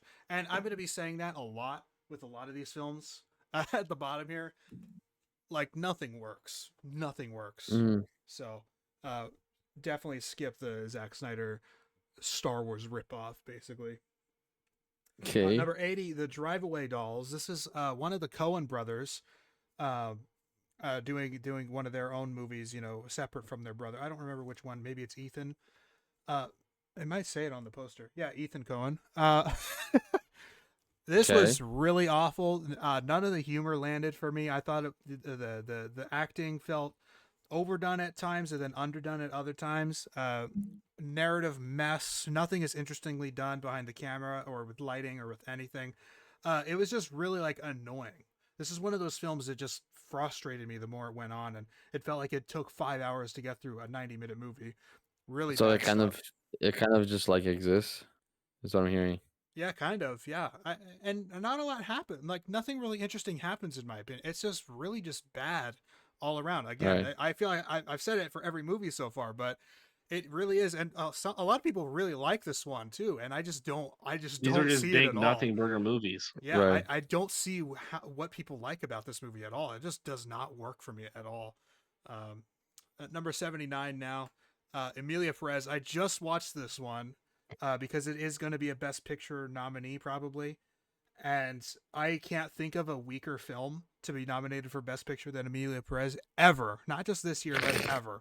This is fucking trash. It tries to do like 6 different genres at the same time, and it does none of them well. None of them even remotely well. One of those. Wait, genres, is this better or worse than the Star Wars sequels that got nominated for music? Oh, I mean, this is much worse. Much worse in all Really? regards. Yes. Damn. Maybe Rise of Skywalker is worse. That's the tough one for me, but every single other one is leagues and bounds better. At least, you know, Last Jedi is very interestingly directed and stuff. But yeah, Emilia Perez, really dog shit. I thought none of the acting was good, and it's got names like Zoe Saldana. I really like her as an actress. She's done a lot of good stuff in her career. Selena Gomez is in here. One of the genres is musical. Like, there are like 30 different songs in this movie, but Selena Gomez is really bad in this movie. It's so weird. Like, nothing is done well. It's super tone deaf as well with the themes that they're trying to get to about this this cartel leader having to become trans in order to stay away from, you know, being in trouble, and because people are hunting him down. Like, it's just really tone deaf and stupid. I hated it a lot. It really bizarre. But yeah, so 79, it's going to be nominated for Best Picture. There's no way it wins, but it's a crime that it's even nominated because it's terrible, and a lot of people are sharing that sentiment. I don't know why it's getting any buzz. 78 for me, Argyle, another one that came out really early this year, and like I kind of forgot that it even came out this year. This is like it is so unbelievably stinky. The first three people in line here, Henry Cavill in the front there with that awful ass haircut, Dua Lipa to his left, and Samuel L. Jackson to his right there. Those three characters have a combined like 10 minutes of screen time. And they were all over the advertising. They were all over every little aspect of this film coming out, but they have nothing to do with the So it's fucking like movie. Scream. Right. But it's not interesting in the way that Scream did it with Drew Barrymore, where they're doing a subversion. They're doing that thing with what's the actress's name in Psycho, where she's like a really big actress and then she dies. Spoiler alert for Psycho, but Yeah. and for Scream for that matter. But it's not doing it in that way where it's subversive and interesting and it gets you hooked. It's just like Henry Cavill, he doesn't die. He shows up like for 5 seconds at the end of the movie, and that's it. Like he's nowhere to be found. And the marketing was so bad. The everything was so bad. The script, the acting was bad. Like everybody's a statue in this movie. Just awful stuff. Recommend Night it? Swim, no. Dude, Night Swim being this high is crazy. There's been a lot of bad movies this year. Well, and one thing to keep in mind is obviously 84 is not, it's a lot for most people, but it's also like a third of probably what I wanted to see, throughout the year as well. So I missed out on a lot of things that I wanted to see, but at the same time, I also try to avoid really bad stuff. Unless it's like I'm going to see it in theaters. Like, why am I going to stream a movie that's like terrible? Like, why am I going to waste my time with that? So most of these are stuff that I see in the theater. But with Night Swim, it was one of those moods where I'm like, there's been a lot of horror coming out this year, especially early in the year. I just want to watch them all and just see what's like the best of the bad. And honestly, there is a little bit going for Night Swim here. It would have worked really well as a short film that takes like 5 minutes. There's one sequence in the movie. Marco. Yes, that scene. Yes, exactly. That should be the whole movie. That's it. You don't need this all this narrative crap.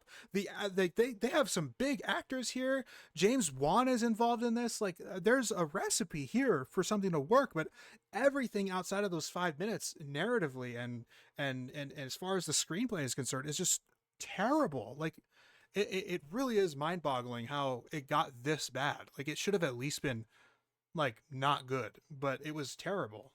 For how much good stuff James Wan puts out, he puts out a heaping load of garbage a lot. Well, I would say that is more resembling Of Blumhouse. Blumhouse in general, yeah.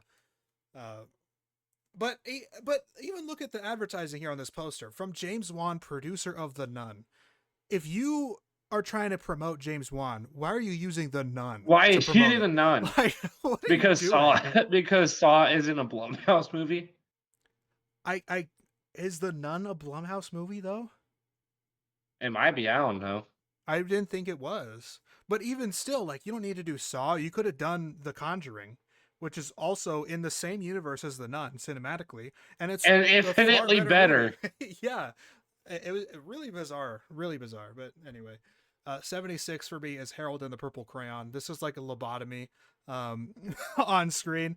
You can see in the poster Zachary Levi, like his head is gone. And that's how I felt after watching this movie. My mind was So is this just Doodle Bob the movie? Okay, are you guys familiar with Harold and the Purple Crayon? It's a children's book. No. Like from the 50s or No. whatever. And the whole point is that Harold is a child who has a purple crayon in the story, and he can draw whatever his imagination wants, and it becomes a thing. Like, so he can draw a house and lives in a house. Kind of, yeah. And the movie is about Harold as he gets older, enters the real world through the drawing from his purple crayon, and hijinks ensue. It's really, really bad. It's really, really bad. It sounds extremely stupid. It does. I'm telling. I felt like I was a different man walking out of that theater. When he became an adult, did he just start drawing like big booty Latinas or what? Nope. He had no idea what a woman was. He was by himself in his world with his pet moose and hedgehog. Those were the three main Such a missed characters. opportunity, man. He could have created infinite big booty Latinas. Yeah, on a conveyor belt, right? Yeah. All right. Yeah. Here's the latest look, model. my 7-year-old brother liked it, so that's. Oh, okay. He didn't love it. I He thought you were about liked to say how your 7-year-old. I thought you were gonna say how your 7-year-old brother likes big booty. it. No, not quite there yet. But number 75, The Exorcism, another awful horror film. But what I will give it credit for is there are some. It was entertaining. It was entertaining bad, yeah. There are some like interesting sequences, and I guess the set, being on a movie set in that way was kind of fun at times. And Russell Crowe actually does try, like he's good. It's Russell Crowe, right? But I mean, everything else about this is just dog shit. But it is a fun bad. Like I didn't hate watching it like I did The Watchers, for example. Mm-hmm. Right. Garfield the movie. The only joke that I laughed at this one that I thought was actually funny, or amusing, I should say rather, is at the end of the film, he calls, or he makes an order for a bunch of lasagna, and for some reason in this universe, the lasagnas or anything you order for food gets shipped to you via drone. So at the end, he's using those drones to help him out to save the day, and the Top Gun music plays as the drones fly around, and I thought that was amusing. So that's the only bit here that was fun for me. Again, my 7-year-old brother liked it. I'm a big fan of Garfield, to be honest. I think A Tale of Two Kitties is one of the most enjoyable movies to watch with kids. I love that movie. But I also have a blacked out T-shirt. It is Garfield looking up at you, like it's just Garfield on the grass with like looking up at you, and it says "No bitches" on it. Hella missed opportunity to wear that to the theater. Wow, that's awesome. What a shirt. I know. I need to bust that out for next episode so y'all can see. Number 73, Joker, Folie à Deux. Another complete musical Way flaw higher here. than I would have expected. There's a lot of shit here. There's a lot of shit. And at the very least, it is prettier than a lot of the stuff that's come before it. So that I'll give it credit for. $250 million budget? Yeah. Probably somewhere around there. And honestly, I don't know. It's just such a missed opportunity. It's so frustrating. I was actively annoyed watching it, except for the one scene. I don't know if you watched it, but do you remember the midget? I guess I shouldn't say it, the little person. Yes. Yes, I know what you're talking about. And he is in a legitimately hilarious scene in the first film too, where he watches the other clown get murdered by Arthur. And then he walks out the door, but he can't reach the reach the lock to unlock it. So Arthur has to walk up to it and unlock it for him, and then he goes and kisses him on the forehead and everything, and then beckons him away. Now in this movie, it tries to be a courtroom drama while being a musical, and none of it works. Like every song is super forgettable, and that's the same thing with Emilia Perez, which I forgot to mention. Like all the songs suck, and same thing in this one. Like you have musical talent here too with Lady Gaga. Like she was fantastic in the movie. She's like the only redeemable quality in a way. And Joaquin's good too, but he was good in the first one, so it's nothing. We all knew that was going to be it. But there's this scene in the courtroom where they call, his name is Gary Puddles, to be a witness, in the testimony against Fleck for his crimes, for his 5 murders. And the scene opens with them showing that Gary has to sit on top of sitting on the seat. He has to sit on a stack of phone books underneath him so he can see and like be of a normal height on the thing. And then this is at a point in the movie where Arthur has fired his defense attorney. So now he's representing himself. And beautiful. It is one of the most bizarre choices for acting, for directing, for everything in this film, where he is now representing himself and he is now asking Gary Puddles questions. And he pulls on this Benoit Blanc from Knives Out Southern draw accent where he's, Mr. Puddles, do you remember going to my apartment and witnessing a murder? Like, he's asking him questions like that. And it's not like, I don't even know if it was supposed to be funny, but I started to die laughing. Like, that might be the funniest scene in movies this year. And it probably and I don't even know if it was supposed to be funny, but it was hilarious. Like, I am lightheaded, like gasping for air in my seat as this is happening because it was so fucking funny. Dude, I am the would've- only one. I'm trying to stay as quiet as possible because nobody else is fucking laughing. I'm the only one that's just dying laughing in the middle of the theater. It goes on for like 5 the minutes. amount of see, it was like that for me with and Speak No Evil. The amount of unhinged shit that I was laughing my ass off out, and my cousin was like looking over me. He's like, "What the fuck is wrong with you, dude?" Mm-hmm. Yeah. It's it's so hard when you're the only one laughing in a theater. It is. But like, look, if something is funny to me, I'm going to laugh. Like, that's just what it comes down to. I'm not going to try to hide. And Right. when you try to hide your laughter, sometimes it makes it worse. Like in this case, where I'm trying not to laugh, but then I see my brother sitting next to me who is also silently so. laughing, There you go. and his I can see him in my in my side to the side. He's also shaking because he's laughing and trying to hold it in, and so I'm like, oh shit, here we go. We're getting the laughing fit where we're trading laughter though for 5 minutes. And so at the very least, Joker Folie à Deux was laughably bad. So yeah. 72. Maxine, Jacob, you might be a little disappointed to see this film so low. I don't know if you've seen it. I haven't but seen it. It is in the X No, universe. I've heard it's pretty bad, so I didn't watch it. I wasn't a big fan of Pearl. I liked X, but Pearl was a bit of a letdown. Didn't really fit my style. And then when I saw the theme for Maxine, I didn't find interest in continuing that Yeah. series. So I think they're artistically well made. I just not interested. yeah, so I'm actually a slightly bigger fan, even though I'm not really a fan, but a bigger fan of Pearl than X myself. I thought what they were trying to do at least was a little bit more interesting in that one. But this movie I do think the monologue in Pearl is the best part of the entire franchise. Yeah, probably. But this one is like really annoying and it's really boring and it's a big slog to get through. Like everybody in this film, also the performances are just really dry and uninspired. I felt, and I'm just not really very big fan of Mia Goth anyway. And I know that Mia Goth, a little really?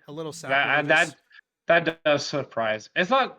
It doesn't surprise me, but I do think she's a really good actress. I mean, she's not terrible, but most of the stuff that I've seen her in is this, right? And this is just not it for me at all. So I had a really hard time getting to finish this one. It was just really bad. There's a wide and erratic range of performances, like I said, and a lot of them individually speaking are very flat-footed. And the characters that you have fun with that are like legit, like okay, I could see this being entertaining now. Spoilers, minor spoilers, I guess, but they get killed off. Like all the fun characters get killed off. It's like, why are you doing this? You're committing self-sabotage. So yeah, tough one. Just really did not like it at all. Most talking heads in horror that I follow said this is easily the worst movie in the series. I saw both sides of the aisle. I saw people who were repulsed by it and said it was dreadful. I saw people that were like, this is awesome stuff. Like, so I guess, yeah, it just really depends on who you follow. But those are my thoughts. Red One is up next. This is the Dwayne "The Rock" Johnson movie that I alluded to earlier. It is the biggest slop fest of the year. The reason it's so high up, given that, is just because I had at least a little bit of fun watching it. There's nothing interesting going on directorially. The acting is, I mean, it's just these people. Like The Rock plays The Rock, Chris Evans plays Chris. Like everyone plays themselves, so nothing interesting is going on. But there was enough like jokey shit for me to laugh ironically at it. So, it's still really awful. I mean, we're at the 1.5 star ratings right now, so we're still really low. 70 is The Crow. Dude, how is this movie so low? It's not true love. It is. It's beautiful. It is. They had sex. I had fun with it. I also absolutely despised it at the same time. It is one of those films. It's the first movie I've ever fallen asleep while watching in the theater. I fell asleep 3 times while watching this movie in the theater. I'm not shocked. Look, it's just so drab and dull, and it's very apparent that that is the case when the one legitimately good scene in the film actually uses color and lighting and choreography and everything and music to a really strong degree, which is that opera sequence. Are you talking about yeah. I mean that's legitimately good stuff, but that's it, right? But as I said in my Letterboxd review for it as well, where other terrible films stink of shit, The Crow stinks, but more of gasoline. But you can't stop smelling it. Yeah. And I'd like to also harken back to an actual quote from the film where Bill Skarsgård as Eric Draven says, "My life is more cry now, cry later." God. Yeah, it's so fucking funny. Dude, that delivery had me rolling. I was laughing so fucking hard. Yeah. I was the only one in the theater laughing at that shit too. That was the one where I was like, nobody fucking cares. I'm going crazy right now. Yeah. 69, nice, as Despicable Me 4. Nice. Another Kids absolute movie. bore of a slop film. By the end, it felt like my brain was thrown into a blender and fed to the audience as a smoothie. I was subjected myself to this 2 times for some reason. Like I was committed to the torture or something, and both times by the third act, I felt myself literally sinking into my chair, like, oh my fucking god, what am I doing here? Questioning my life decisions. It's really bad. It's not cohesive. It's not consistent. It was more invested in delivering disjointed gags instead of moving a narrative forward. It's a lot of meandering. And again, like with a kids film like this, I'm not the intended audience. My 7-year-old liked it, but I also still believe that children should be allowed to have good media given to them as well. And you'll see later in this list, Puss in Boots: The Last Wish is a movie that made our expectations for kids movies so high. And they should be high, though. And we haven't had a good enough kids. Like these are kids, but we haven't had a Puss in Boots level movie since. Well, I think there are a couple this year that actually did rise to the occasion, and we'll get to them later, obviously. But we've had a lot of bad kids movies on this list so far, so that's a shame. 68 here is Godzilla X Kong: The New Empire. It suffers. I haven't seen a Godzilla movie in the last 5 years. So the one that you should watch is Godzilla -1, which came out last year, and it's on Netflix, I believe. There's actually the one with the Air Force guy? Yeah, and it's Japanese. It's a Japanese movie, so it's really good stuff. They might also have the version that is without color, so it's Godzilla -1 minus color. That's the way that I would recommend you watch it. I think that is absolutely fantastic film. Really, really well done. Really faithful, way to do Godzilla, where it's really horrifying stuff. And it's not some fucking hero that the world are. Yeah, I've heard it's really unique and a well-made film. Yeah, it's really, really good stuff. But this one, conversely, is really bad. But it's everything that you expect from the MonsterVerse at this point. Every time a human character shows up and takes over the screen, you're much less interested. You want to stick to the animals and the monsters because that's what you're going to you're going to see the big time CGI slop. Like that's what you're going for. So, yep. Yeah. Rampage is still the best MonsterVerse movie I've seen in a minute. That movie's funny as shit. Underrated, yeah. I didn't mind it too much, I don't think. There's no sense of scale either. Like when you're talking about Godzilla and King Kong, like these are giant monsters, but everything in this movie is gigantic. There's no sense of scale ever in this film. It's like some of the most menacing and terrifying characteristics of these people you're not using to your advantage. So, yeah, bad stuff. The next one is A Family Affair. We have a few Netflix films on here, actually, Netflix originals. This one is, again, we're still in the negative territory. It's not good, but there are a few times that I laughed throughout it. So, yeah, I have to give it a little bit of credit there. It's also kind of out of touch with this whole, like, Zac Efron is playing himself, but he's also not Zac Efron in the movie. So it's kind of weird in that way, but it's this celebrity, like, celebrity struggle type of movie that's very out of touch. It's just very boring for the most part.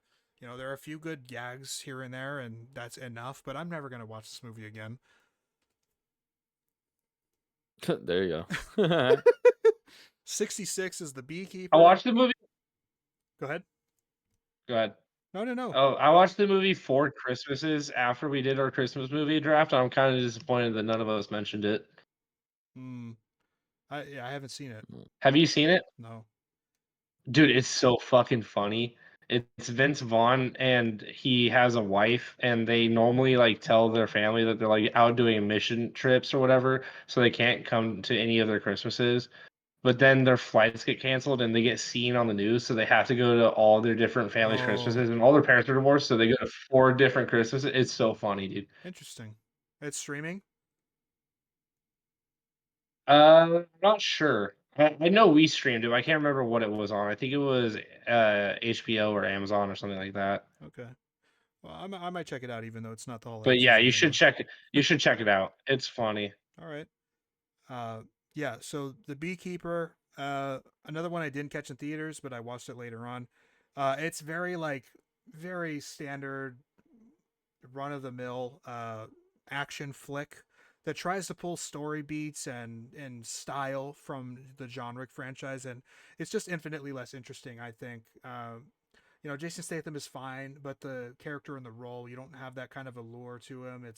It's also not nearly as colorful, for example, as a film like John Wick is, or the underworld and everything is not nearly as interesting either. There's an entire FBI subplot in this film that is really boring as well. They're always a step behind him, so every time you watch him do the thing where he's fighting somebody or killing people or whatever, and then 10 minutes later, after that sequence is over, you see the FBI show up to the scene and they're trying to figure it out, but it's like, this is no aid to the audience. Like, you're not doing anything to help the audience, serve their needs for the film. And so it kills any momentum it could have had because of that. We're getting very close to the mid stuff now. Ricky Stenicki. This is the better of the two Zac Efron comedy films that came out this year. And this one actually has a little bit of chops to it, I think. There are some really legit funny sequences. John Cena is actually really good in it as well, playing this person that they hire because they're a group of friends who, not John Cena, but everybody else is a group of friends who always, anytime somebody has something that they want to do, similar to 4 Christmases actually, where they like, oh, but my buddy Ricky Stenicki, we're doing something with him or blah blah blah, right? And so that they build this fake character, and then they have a baby, and Ricky Stenicki is supposed to come to the like all the celebrations and everything, and so they hire John Cena to be Ricky Stenicki and to like embody this fictional person that they made up. And so there's some really funny stuff that goes on here. It's not all bad. Moana 2 is up next. Another bad kids movie, guys. Another bad sequel as well. A big cash grab. It was initially supposed to be a Disney Plus series, like mini series of like 4 or 6 episodes or whatever, and you could very clearly feel that in the film. It jumps from place to place without any cohesion. It jumps from character to character without any cohesion. Really underwhelming stuff. The songs are not the same. I mean, the first one's just infinitely better. You're never going to watch the second one again. 63, Venom: The Last Dance. It's surprising how effective they are at the relationship between Eddie and Venom, because that's the only thing that works in this film. Again, just really underwhelming stuff, and it's nothing you like. If you've seen the first Venom, you're not getting anything new out of this one. Kung Fu Panda 4, another bad kids movie. Another bad sequel. It's not really bad, but it's very unnecessary. It doesn't do anything interesting. They bring back a bunch of villains for like the I didn't greatest even know hits. this came out. Yeah, they do a bunch of like the villains of the older films and other villains too as like a greatest Was this hits earlier in the for year? the franchise. It was like in April, I think. Yeah, Huh.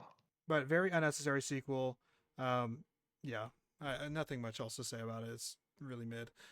Never Let Go, another horror film on the list. It has some interesting stuff again in it, but it goes in some ways that are very uninteresting overall to me, which is, again, kills its momentum. There are some legitimately good sequences in here.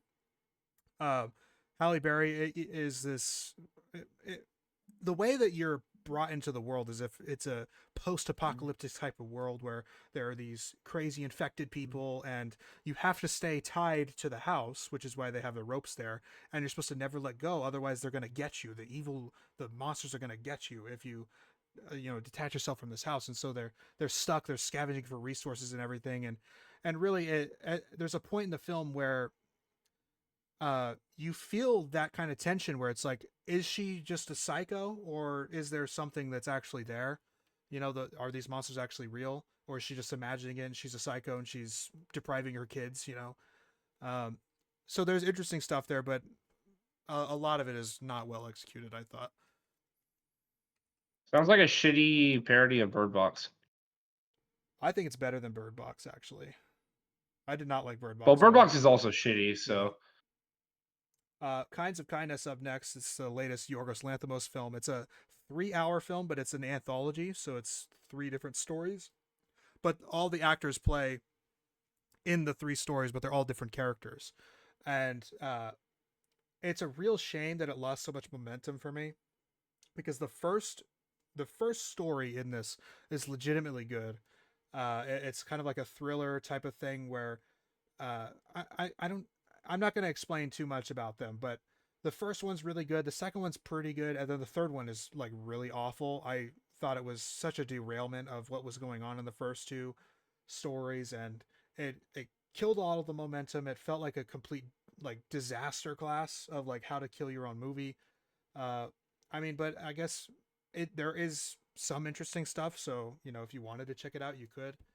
It's not all bad. And we're now in like the very mid stuff. So this is like 2.5 stars here.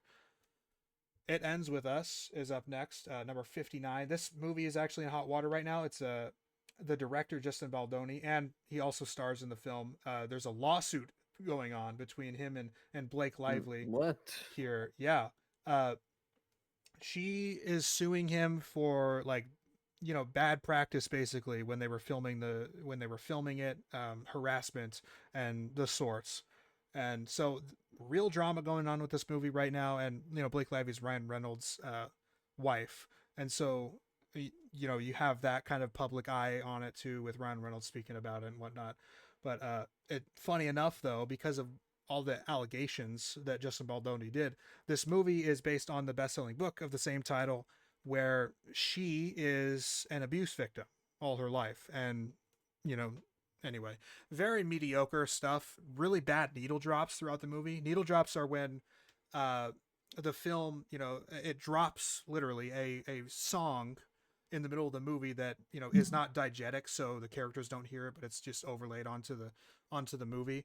That's what a needle drop is. And some of the worst needle drops of the year in this one, they don't match the tone. They're not very good songs either. So it was just really bizarre, some really bizarre choices. It was overly long. It's probably about 30 to 40 minutes too long. It ends a few times. Just really bizarre stuff at the end. Challengers, this is a hot button one because everybody loves this movie. Most people love this movie, and I am very lukewarm on it. I can't get behind any of the characters. I think that their interactions are very, very elementary in the way that they talk to each other. It's a love triangle that is, told through this allegory of tennis, right? They're both tennis stars. She was a tennis star, but she got injured, so now she's living vicariously through her husband, and her husband's one of the 2 people she chose, back in high school over the other one because they won a tennis match. Like really elementary stuff, and the characters never grow. They never learn anything. They're all just really shitty people, and they're shitty to each other. And so I'm just not a big fan of it. It frustrated me more than satisfied me. A lot of people call it a very sexy movie too. I didn't think it was very sexy at all. 57 Abigail. What is a sexy movie? Sorry. Well, I mean, it's a very Fresh. subjective thing. No.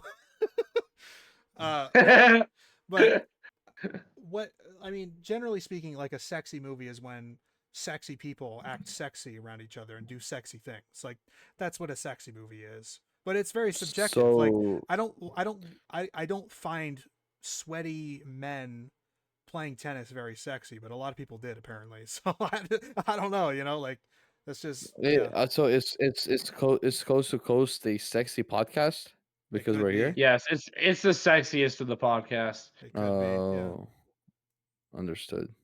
Yeah. So, I mean, I would check it out to make your own opinion. You might really like it, but I'm not a fan.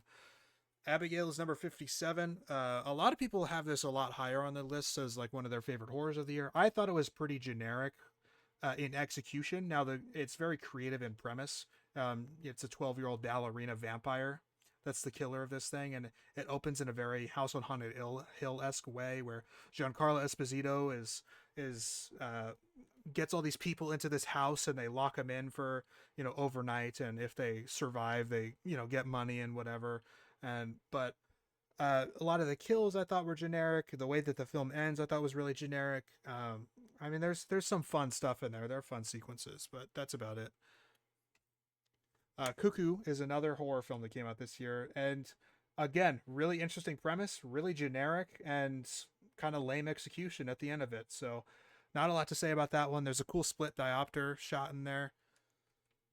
Deadpool and Wolverine. I liked this one a lot when I first watched it out of the theater, and then I watched it again, and a lot of the mysticism and magic went away. So if you've only watched it a single time and you really liked it, I would keep it that way, because you probably aren't going to like it on rewatch. Though it's very ugly. It's not lit well. None of the sets are interesting or dynamic. The action sequences are just CGI slop. A lot of the jokes don't land the second time you watch it either, and that's a real shame. Hugh Jackman's cool. He's fun. Ryan Reynolds is fun enough too, but that's really about it. It's pretty mediocre, actually. Number 54, newer film, The Fire Inside. It's a biopic on I forgot her name, but she was the first female boxer in America to be an Olympian. And it's just telling her story about how she gets to that point and then how she wins it again. But it never shows you how she wins it again. It ends before she wins the second time. And it also, in my opinion, it doesn't do enough in either way, where there's this training aspect of it, right? Where she's fighting, she's boxing, she's trying to make a name for herself in the Olympics and everything. And then they're trying to do this family drama thing as well with it, but it doesn't do enough in either route to be good. It's certainly okay. Bless you. Goodness. Thank you. Sorry. Goodness, it's crazy. We're now into the leaning slightly positive category. I know it's gone on really long, so I'm going to try to shorten these ones. Beetlejuice. Fun enough movie, fun enough direction, fun enough, world and costumes and characters, but very disjointed. Love Lies Bleeding, a very interesting and unique type of movie. It's very Is this a sexy movie? It has a sexy poster. Yeah, you could say that there are a lot of sexy sequences in it. Yeah, she's a bodybuilder. That character in the movie, she's a female bodybuilder, and it's hard to really explain what exactly happens here without spoiling anything. But I think there's interesting enough stuff that you should check it out. Katie O'Brien and Kristen Stewart are the two leads. 51. So this is a Bikini Babes movie instead of a. No, it's a Muscle Mommy. Nothing. Muscle Mommy. Sorry, I had it backwards. Yeah, we got a Muscle Mommy movie instead of Bikini Babes. Mommy Muscle. That's a good old callback. Yeah. 51 for me is Wicked. If you've listened to the show, you know a lot of my takes on it, as well as Barufi's. He went and saw this. So again, this is leaning positive for me at this point. You know, we're less than halfway through, but again, I watch more movies that I like than I dislike. So it does enough to be entertaining. The lead performances carry the film for me. The music's good, but everything else is really mediocre. Woman of the Hour, another Netflix film on here, and this is about it's about a serial killer, but it's told through the lens of Anna Kendrick's character, who goes on this dating show in the 70s, and the person that she chooses on the dating show, it's, you know, blind date contest, you know, with 3 male contestants. The person she chooses is the serial killer. I forget the name of the serial killer. I should have like scripted this before, but it was fine. It was, you know, very conventional way of telling the story. I think certain aspects or certain sequences are more gripping than other ones. I didn't really care for how they explored the serial killer. I thought that was maybe not as well done as it could have been, but interesting enough. Bob Marley's One Love. This is a biopic of Bob Marley in his attempt to return to Jamaica and create peace within, you know, the inner turmoil that was going on at the time. And it's a good performance in the lead there. He disappears into the role, but it's not anything to write home about, really. It's decent. 48, A Complete Unknown. So back-to-back musical biopics here, and this one just came out. Is about Bob Dylan. Timothy Chalamet plays Bob Dylan. I think he's really tremendous in the role. I think he disappears. You know, some actors, you have this problem where when you see them on screen, it's just, oh, that's that actor, you know? And it could be sometimes take you out of their performance because you only see them as themselves. But by the end of the film, Timothy Chalamet, he really disappears and becomes that kind of essence of Bob Dylan. But it really falters in the fact that it's not about anything. It doesn't say anything. It doesn't have it really treats him as if he's like some mythical creature in a way. And it's just not interesting enough for me in that regard to warrant anything higher than a 3 stars here. Still leaning positive, but this is definitely the weaker positive stuff. Nora, another film that's being nominated for Best Picture probably and might win it as well. I think it's quite overrated. It's about a female stripper in her one weekend where she meets up with this Russian, affluent Russian son who has a ton of money, and antics ensue. There's a lot of sex in this movie, if you're into that, I guess. Dude, I know what movie I'm seeing tonight. Look, she's also a big contender for Best Actress this year, and I think she's really great in the movie. But this is like my Poor Things of this year. Poor Things last year got all the awards buzz, got all the allure, and I really didn't like it. This one's better, in my opinion, than Poor Things. I gave Poor Things a 2 stars last year. This is 3. But it's probably not going to be one that I revisit. Okay. Horizon and American Saga, Chapter 1. I do implore everybody to... I would like it if everybody at least... because now it's on Netflix, to at least click on it and say that you watched it for X amount of time, because they are actively, the big studios are actively keeping us from seeing Chapter 2 and Chapter 3 and Chapter 4. As you can see on the poster, it says Chapter 2 was supposed to release in August of this year, August 16th. It never did. They basically canceled it, and it's disappeared into the ether, and because nobody really went to see it, so if enough people see it when it's streaming, maybe it'll come out at some point. But it's supposed to be this big American Western epic film. It's Kevin Costner directed. He left Yellowstone, the Yellowstone TV show, to do this. So this is a big passion project for him. And the first chapter it's 3 hours in total, and it's the opening chapter of an epic story that we're not going to be able to see unfold probably, which is really unfortunate. And so for that reason, it gets a 3 stars. Okay. Number 45 is Civil War. It's the new Alex Garland film. I've heard that movie is terrible. Civil War. Yeah. So it's very much a controversial film. A lot of people either really love it or they really hate it. I'm, as with many things, I am somewhere in between. There are some things that I really, really enjoyed about the film. There are some things that really, really irked me in the film. One of the most creative things that I've seen done, though, is you're following journalists and photographers as they, as they travel through That's cool. a war zone in, like, it's America in a civil war. And like who's on whose side, it doesn't really matter. And they display that a lot in the film. There's some really intense sequences that are like have you on the edge of your seat. But with the photographers, they do a really creative thing with a lot of the shots where they'll be in the middle of like a gunfight or something and they're documenting it. They're right behind the people shooting at the other people, right? At the other Americans. And when they take a photo, the film stops for a second and just stops on that photo. Like all the sound's gone, everything's gone, and it's just on that photo for a couple seconds. So then it goes back to the movie. I thought that was really creative stuff. So there are other good things about it. There are other bad things about it, but that was my big takeaway. Ghostbusters Frozen Empire is at number 44. I had a lot of fun with this one. I had clearly a lot more fun than a lot of other people. A lot of people found this one to be really underwhelming, but I don't know. It's just a fun Ghostbusters story. And I think it's definitely a lot more interesting than, let's say, 2016 or even Afterlife from a few years ago. The Substance, next up.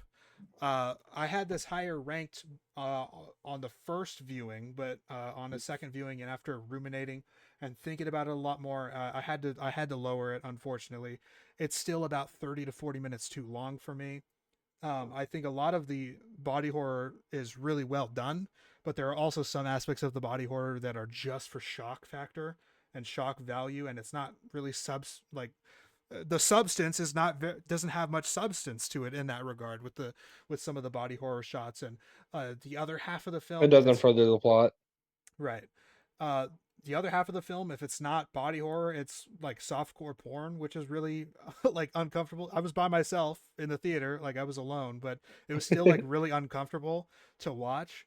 So I guess it did its job in that regard. And the commentary on female body standards and Hollywood in general in that way, being this kind of cesspool, and it conveys it effectively, and I do like the film. Like it's got a positive rating and everything for me, but again, it's 30 to 40 minutes too long. Some of the horror is done just for shock, and it does like beat you over the head with a table, not just a stick, a table about its themes. Like by the end of the film, it's like, yes, we get it, we know what you're talking about, but you still have 20 minutes left.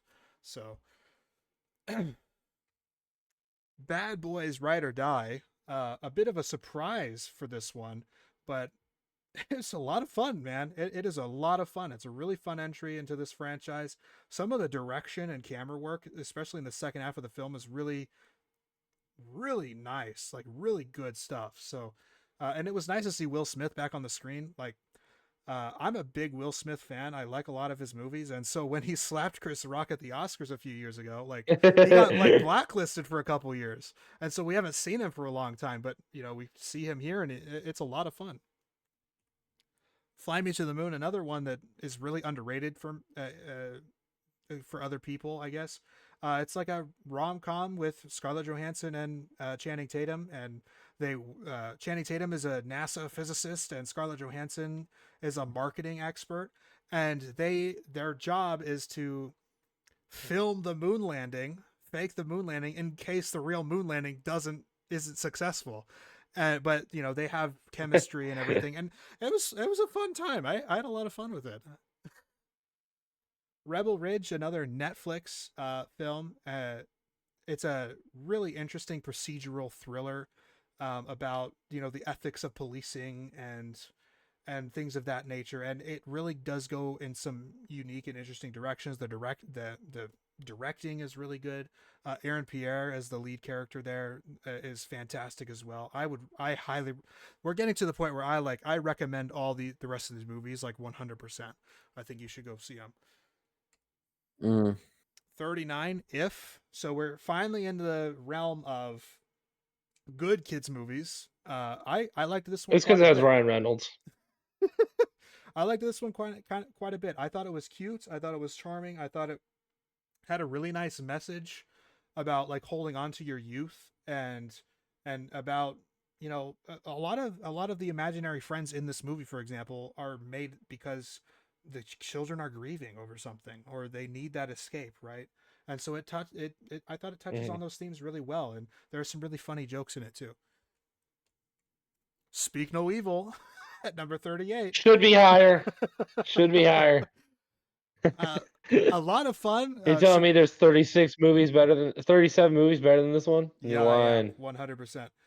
Really fun movie. It's really funny, and surprisingly so, in my opinion, because that trailer was just fucking terrible, and I watched it for 4 months straight.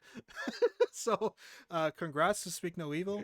We talked about it on the show, so carry on. A ton. This is another new film on Netflix. It follows a TSA agent on Christmas Eve when he is presented with an earpiece. He puts it in his ear, and he realizes he is a part of this operation, against his will, this operation to get a suspicious package onto a plane that is going to result in some casualties naturally.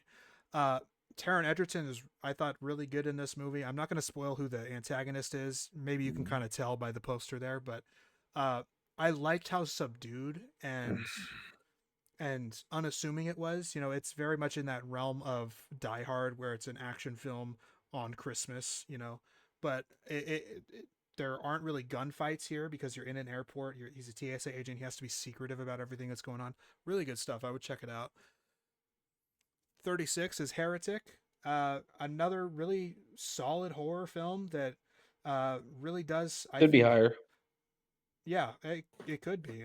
Maybe on rewatch it does get a little bit higher, but it has really like nice conversation about religion and about religious institutions as a whole, and a really great Hugh Grant performance. 35 is September 5th, and this is the following the ABC News crew who got to the story first on September 5th, 1972, I believe, during that Olympics, when the entire Israeli Olympic team was held hostage by a terrorist group. And for those that don't know the story, which actually happened, they didn't survive, the hostages. So it goes in some really grim directions, and I liked the tension that they were able to build. They're just from the operation room where they are setting up the news, and they're all behind the scenes and everything, but it's still really intense. Good stuff. Similar type of movie, Saturday Night, where it documents the 90 minutes before the first ever airing of Saturday Night Live, and it's a really hectic and crazy and fun and really nice performances. All these people playing people who are, some of them have passed away, but a lot of them are still alive now and playing younger versions where they're all like edgy and I don't know. It's a really fun time. Very chaotic, but really good. 33 is Thelma. This follows a 97-year-old grandma who gets scammed on the internet. She loses a bunch of money, and she goes and tracks down the people that scammed her to get her money back. It's actually quite a bit of fun, and there's a bit of a popular like movement right now to try to get her nominated for some awards. She's like actually 97 and acted in the movie. It's a fun movie. 32 is Immaculate. It's a religious horror film that Sydney Sweeney produced and acted in and like funded herself. Basically, this was something that she really wanted to get for a long time, and it finally happened. And I thought it was really well done. The second half, it builds to something really interesting there that's distinct from other religious horror films, and she's really, really great in the film. Inside Out 2, not quite as good as the first, but I really like its depiction of anxiety, where it's not something that is a direct antagonist, but it's something that is trying to help, but it doesn't do a good job of helping, and that's like the core themes here. But it's a really fun story still. I just prefer the first one quite a bit. Mm-hmm. Number 30, A Quiet Place Day 1. Didn't expect a prequel of this franchise to work in the way that it did, I but enjoyed it as well. it Yeah, was really effective for me. Yeah. yeah, I Uh, enjoyed it. Lupita Nyong'o is really great, and I liked Joseph Hmm. Quinn a lot too. I thought the performances were really good. They have that scene in the pizza parlor toward the end of the movie that really gets you in your feels. It was nice. Yeah, it Uh, was nice. Yeah. yeah, I liked this movie a lot. Number 29, The Fall Guy. This is the love letter to stuntmen by David Leitch, who was a stuntman for a long time, starring Ryan Gosling and Emily Blunt. And it's a romance film, it's an action film, it's a drama, it's a thriller. It's got a little bit for everybody, and it's a lot of fun. We Hell Live in yeah. Time. This is one of those films that if you can relate to the characters in any way, it's a bit of a cry fest. Florence Pugh is she has cancer, and it's a romance film with their story about her having Hmm. cancer. If it was told, I didn't like the nonlinear storytelling. I didn't think it improved the narrative for me. So I'm that's a questionable decision, and I guess that's one of the big reasons that it's a little bit lower here. But it's again still very good. Number 27, The Bike Riders, a bit of like an epic kind of film that resembles an era of not just what they're doing, with the bike riders and being a biker gang in the 60s, but also just an era of filmmaking in general. And I had a really great time with it. I think everybody is fantastic in the film. Yeah, I think it's underrated actually. I going into it, a lot of people had different expectations for what it was, and as did I. But when things don't go the way you expect them, sometimes you don't like it as much as you wish you would. But I still enjoyed it quite a Mhm. bit. 26 is Smile 2. I think this is a far superior film than the first one. It's a sequel done right. It's more crazy, it's more energetic, it's more intense, it's better act, like everything about it is really great. And it's for me really as well, it's quite rewatchable, which is interesting for this one. But yeah, just really fun film and really well directed too. That opening sequence is a complete oneer. It's like 7 minutes. Excellent stuff. The Wild Robot, another really Hmm. strong entry into the children's animated films, about a robot who gets like not decommissioned, but the package that's supposed to go to some place gets mishandled, and she winds up on this island with a bunch of animals, and the robot and the animals learn to try to coexist with each other and whatnot. And there are some nice themes about growing up and like literally spreading your wings, because the animal that the robot looks after is a duck in the movie, and the duck doesn't is it's not big enough, it's not bigger than the other ducks. And so it's a nice film about like parenthood and everything for kids. Hmm. 24, Strange Darling. This is another really intense thriller that is also told out of order, and I think this is a film that is a good example of a film told out of order, that it benefits the narrative quite a bit, because you don't really know Mhm. what is actually happening with these characters until toward the end of the film, when it's finally revealed to you that it's not actually a story about a man overpowering and trying to kidnap a woman. It's actually the reverse effect. And it's a real events that occurred actually as well, which is something that you don't learn until later on in the film. But it happened in the 80s in Colorado, I think. And like, this is one of the more famous female serial killers, but we don't know about it because we don't really ever hear about female serial killers. But really interesting film. I really liked it a lot. 23, another hotly contested movie. A lot of people are calling it one of the worst of the year, but The worst movies of the year. I really enjoyed it. It's Megalopolis. There's something to be said about just the filmmaking in general with this one.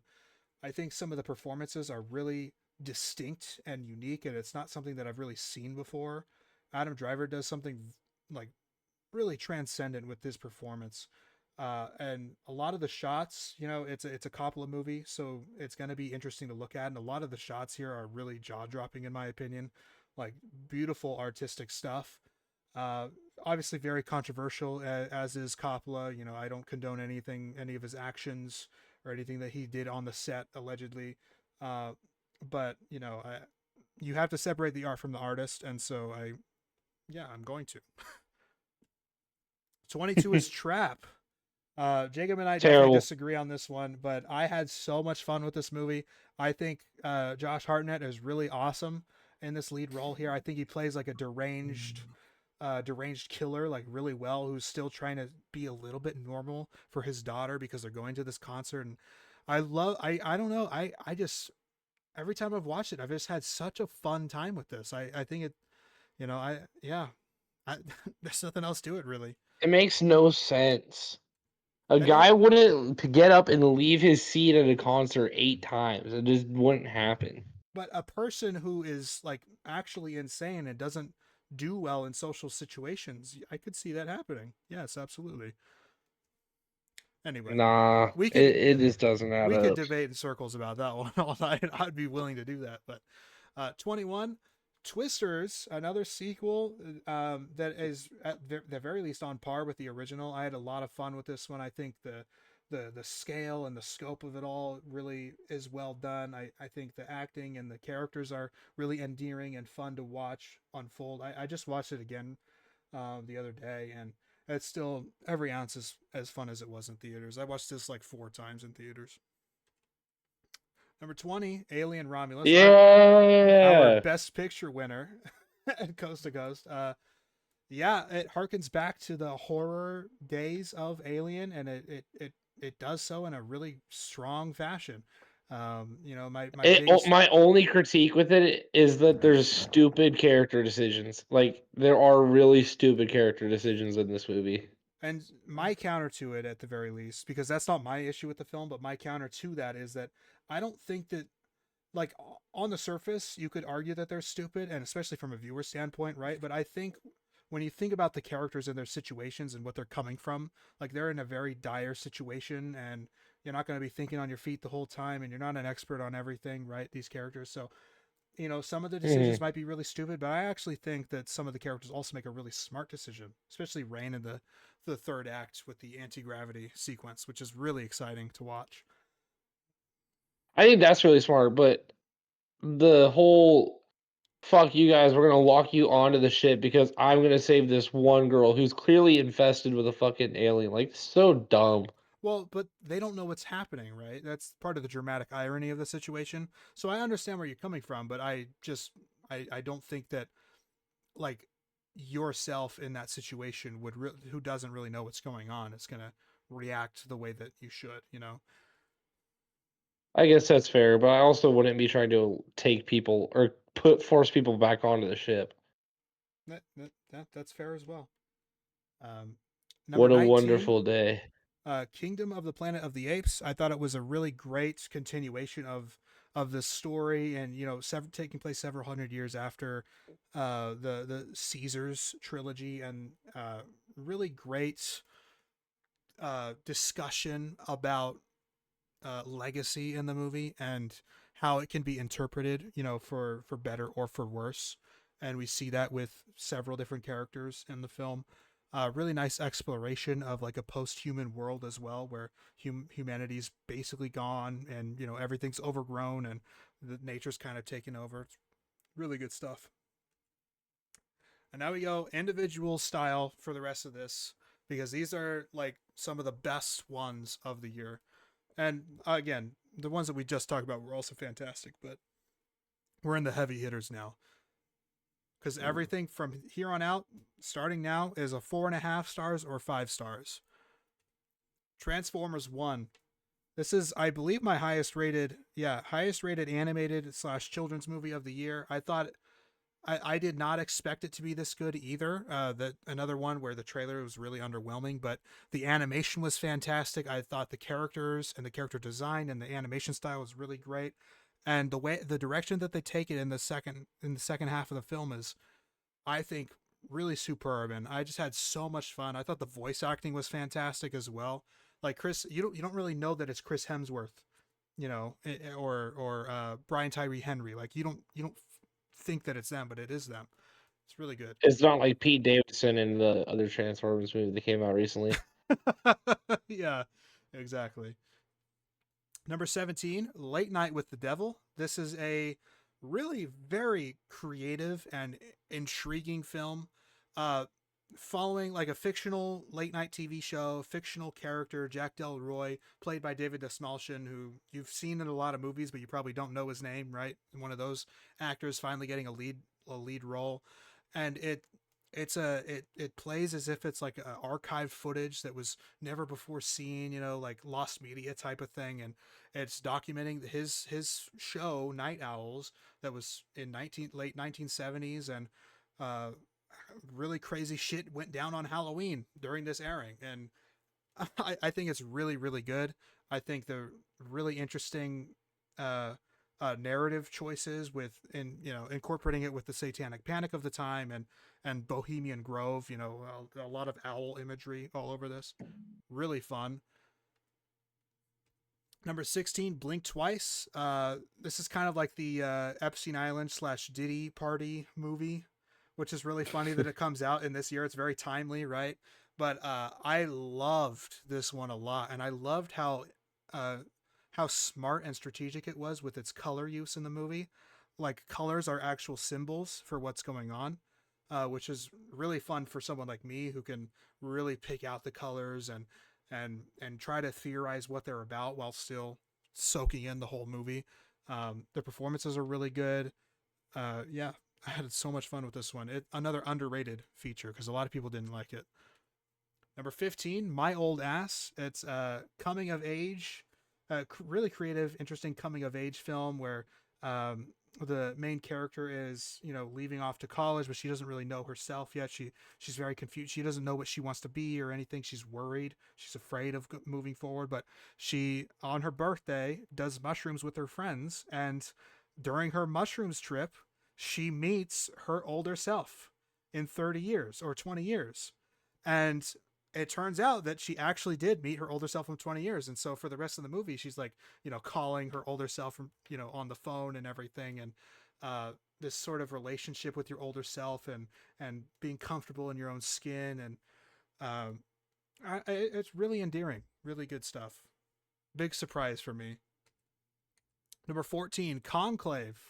This is a talkie drama film about the conclave of Catholic Church that needs to decide on a pope because the pope just died.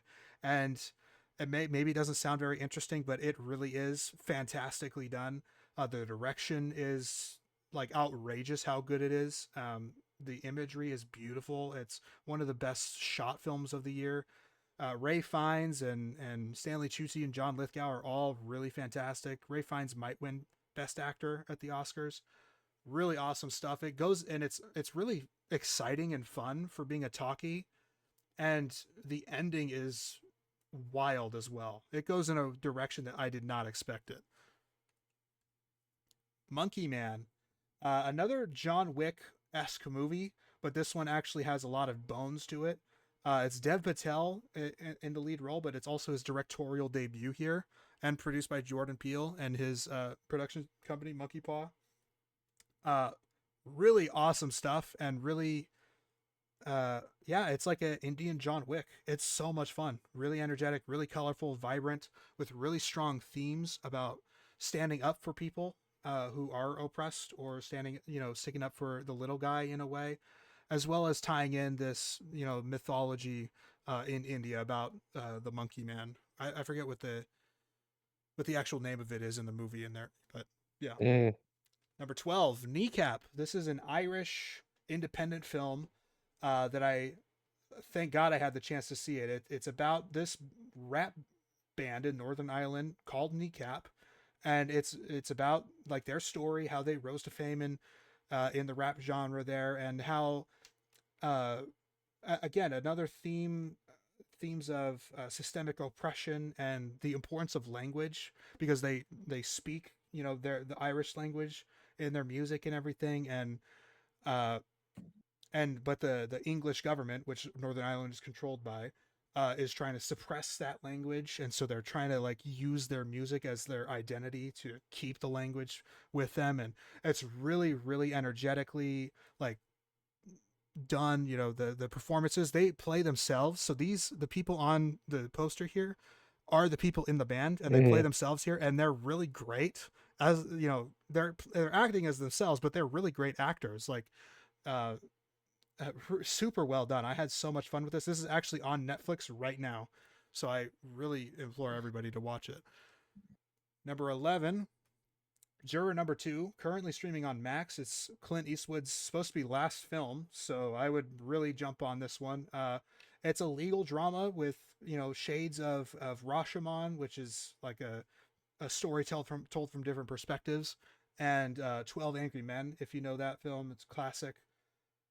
Great movie. Yeah, but the twist to this one, and you find out really early, so I'm not spoiling anything.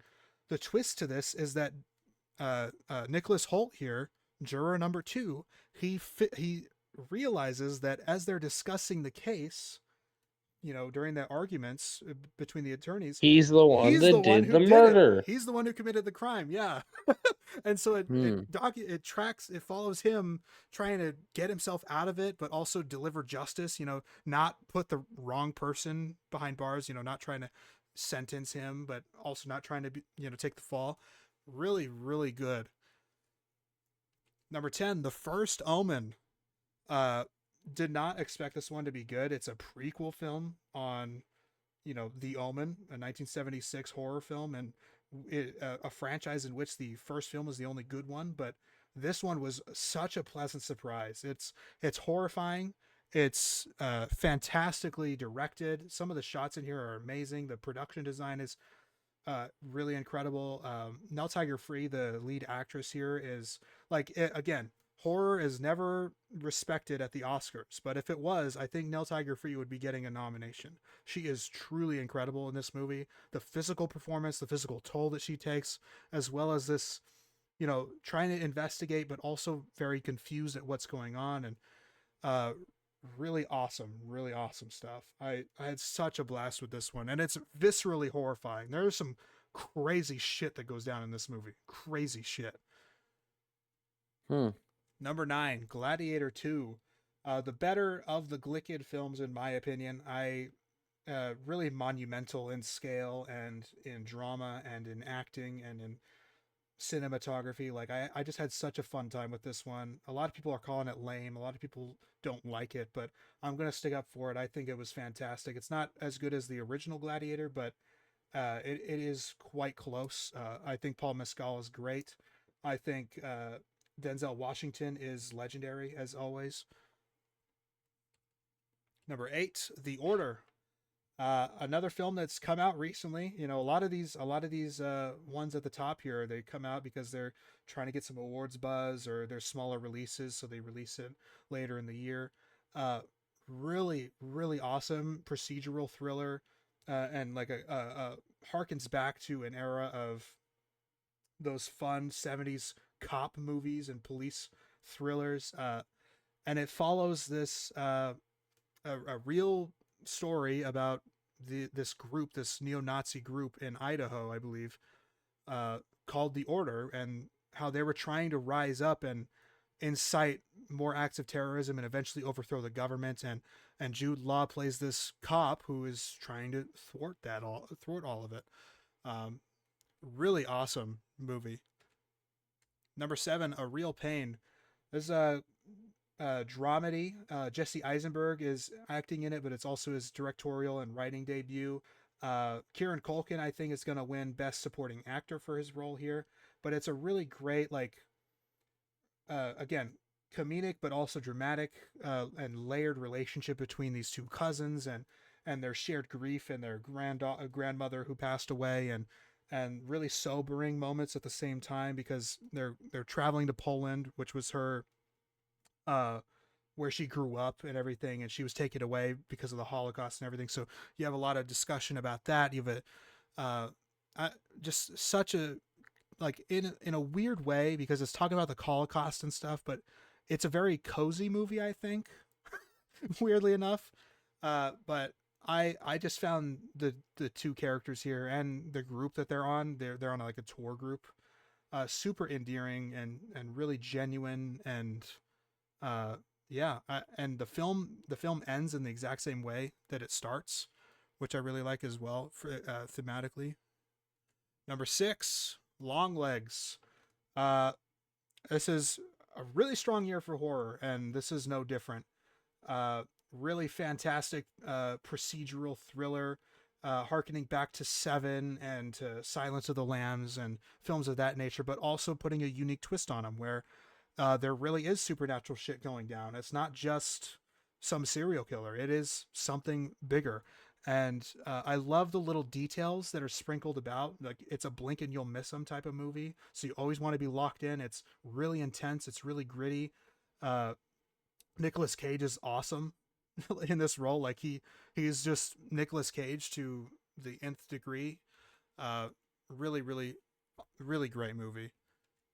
Number 5, top 5 now. We have Hitman.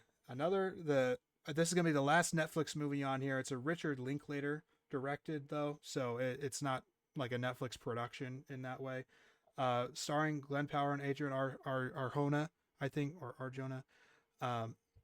You want to talk about a sexy movie? This is a sexy movie. All right. And but it follows this real person, Gary Johnson, who worked with as a volunteer for the police. And what he would do is he would dress up like a hitman to try to get people, like entrap them in a way, kind of, to like commit like to hiring somebody to murder, and he would use that. They would be able to get like it on tape because he's wired and everything, and they would arrest people. And as far as Gary Johnson's story, that's the extent of it, but it takes it into a very interesting route here with Gary Johnson in this movie meets a woman at one of these things, and he makes some decisions. Really, really fun, really funny, really sexy, and some legendary sequences for the entire year in this one. Number 4, Furiosa, Mad Max Saga. This is a prequel film in many ways to Mad Max Fury Road, which came out a decade ago now that we're in 2025, but it follows the character Furiosa instead of Mad Max. So I guess it's kind of a victim of the marketing curse in that way. A lot of people didn't watch this movie because it's not about Mad Max, and it says Mad Max in the title, right? But it really is just it's incredible stuff. It's intense. It's gritty. It's some of the action sequences here are some of the, again, just like very similar to Mad Max Fury Road when it came out. It's just some of the best action that you've ever seen. The world is unbelievable, and the way that they, mix the use of color between the blues and oranges, because you're in this desert, apocalyptic landscape where there isn't, they're fighting for water, and so you have that blend, that contrast between the sand and the sky. And the acting in here is awesome. I would love it as well if Chris Hemsworth was nominated for Best Supporting Actor here, because he is so much fun in this one too.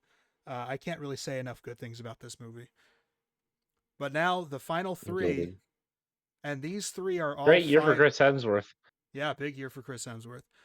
The final 3, and I appreciate you guys sticking to this whole thing. It's been very long, but these all good, 3 man. are all 5-star films for me. So we're into the 5 stars. Number 3 is Nosferatu. It is a masterful in every regard, from its direction to its acting, to the costumes and production design, to the lighting, to the editing, to the score and the music in the film. It really is like, I think it's super nice. Yeah. Just a tremendous. Wait, Bill Skarsgård is in this movie? I really don't know shit about movies, man. Bill Skarsgård is Count Orlok in this movie. And I need to watch this movie. And please watch it without looking anything up on it, because if you you spoil yourself with the reveal of what Count Orlok looks and sounds like, you're going to be disappointed in the movie. But it really is like it's insane stuff. like I understand everything that they were able to do with the makeup and the costume for that character in this movie, but what Bill Skarsgård does as the voice as well is next level shit. Like he is so damn Yeah, good. And it really everybody is is. so damn good It in this actually one. really I is. think Yeah. Lily Rose Depp has a real shot to be Best Actress of the Year.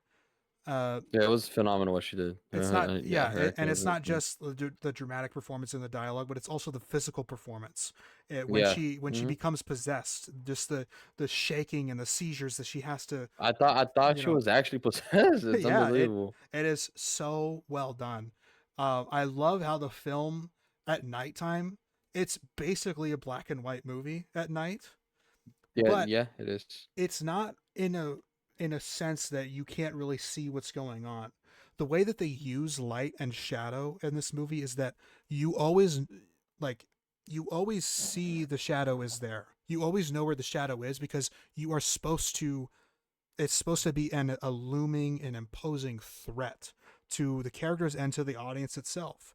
And so that contrast that they were able to pull off, especially during the night sequences, is like next level jaw dropping stuff. Robert Eggers is one of my favorite new directors. The Witch, The Lighthouse, The Northman, and now Northman. Nosferatu. Awesome stuff. Number two. Okay, so I can expect really good imagery in that movie. Oh yeah. Oh yeah. Number two, and you guys probably know what the final two films are here if you've been keeping track. But number two is I saw Well, the TV Dune Glow. 2 isn't 2, so Yeah, I saw that TV Glows. Next up, another really big surprise leaving the theater. Like I was kind of speechless leaving the theater watching this movie. I just everything about this movie, the subdued acting, in my opinion, from Justice Smith, where he's playing this kind of like meek and frail character because that's kind of the nature of people who don't have that kind of self-confidence. They struggle with their identity. I thought was so beautifully done, and I love the it's kind of to the existential. point where that's all he plays, though. All of his movies, he plays the same kind of Well, character. I disagree, actually. I don't think I've seen. Now maybe he does that, but to a different degree in other films. But this is like his first like real dramatic, scary performance in his Have you seen repertoire. All the Right Places? No, I thought that was a comedy He's film very or a dramedy at the very All the least. Right Places is about a All the Right Places is about a kid who kills himself. That doesn't mean it doesn't have to be a dramedy. It's definitely not a comedy. Okay, I haven't seen. But he's in like Detective Pikachu and stuff like that, you know. But yeah. Anyway, point being, I think he's really tremendous. I wish he would be nominated for Best Actor, but he's not going to be. Yeah, I mean, unbelievable stuff. I was completely floored on the second viewing as well. I went up to a 5 stars after the second viewing. Yeah, really devastating kind of movie, which is on Max right now. And number one, you know it was already happening. It's Dune 2. Dune I 2. can't rave enough about this movie. It is the movie of the year, and this franchise is the movie of the decade, or the franchise of the decade.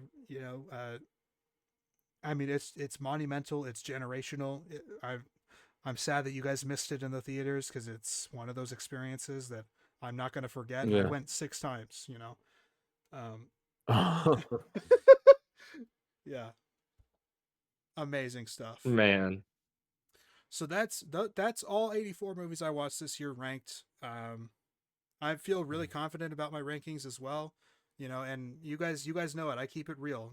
If there's a movie that I really didn't like but other people really liked, I don't care. I'm going to tell you. So Valid. Yeah. And then just as a little treat here, I'm not going to explain these movies, because a lot of us have either seen them already or know at least a little bit about them. So, but these are the top 10 favorite first watches this year, excluding the 2024 releases, because I've obviously watched a lot more than just 2024 releases this year. So at number 10, I've got A Star Is Born. the most recent adaptation of that story with Bradley Cooper and Lady Gaga. One of the big reasons for this is I think the music is really fantastic in the movie. But again, just fantastic story, fantastic acting. Number 9, Annihilation. I mentioned this in my favorite scores, in the favorite scores draft. I think the score is thumping and, monumental really for the future of, movie music, and really underrated movie actually overall. Number 8, Persona, foreign film, Ingmar Bergman.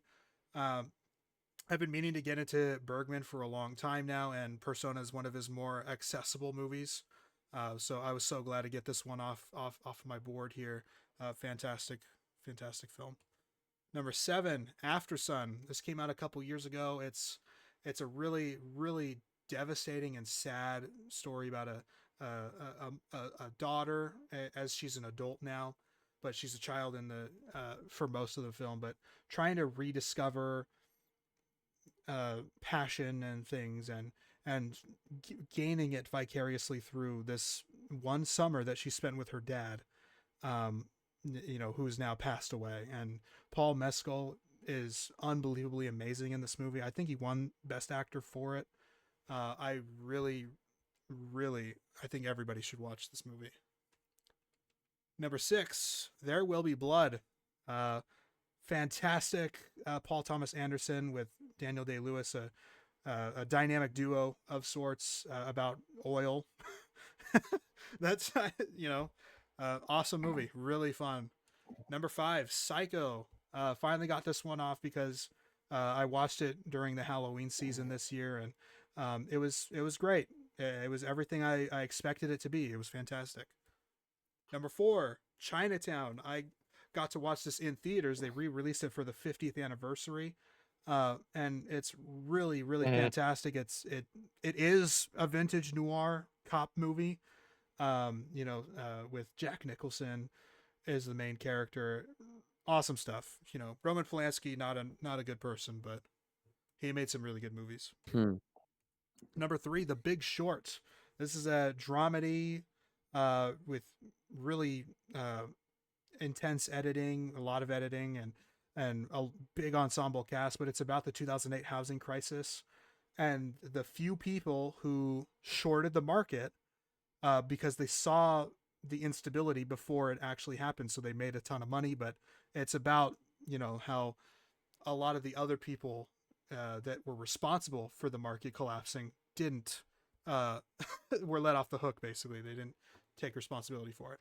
Number 2, The Godfather. Finally got this one. There you go. Finally got through to watching this one, and it, again, every bit as fantastic as has been advertised all my life.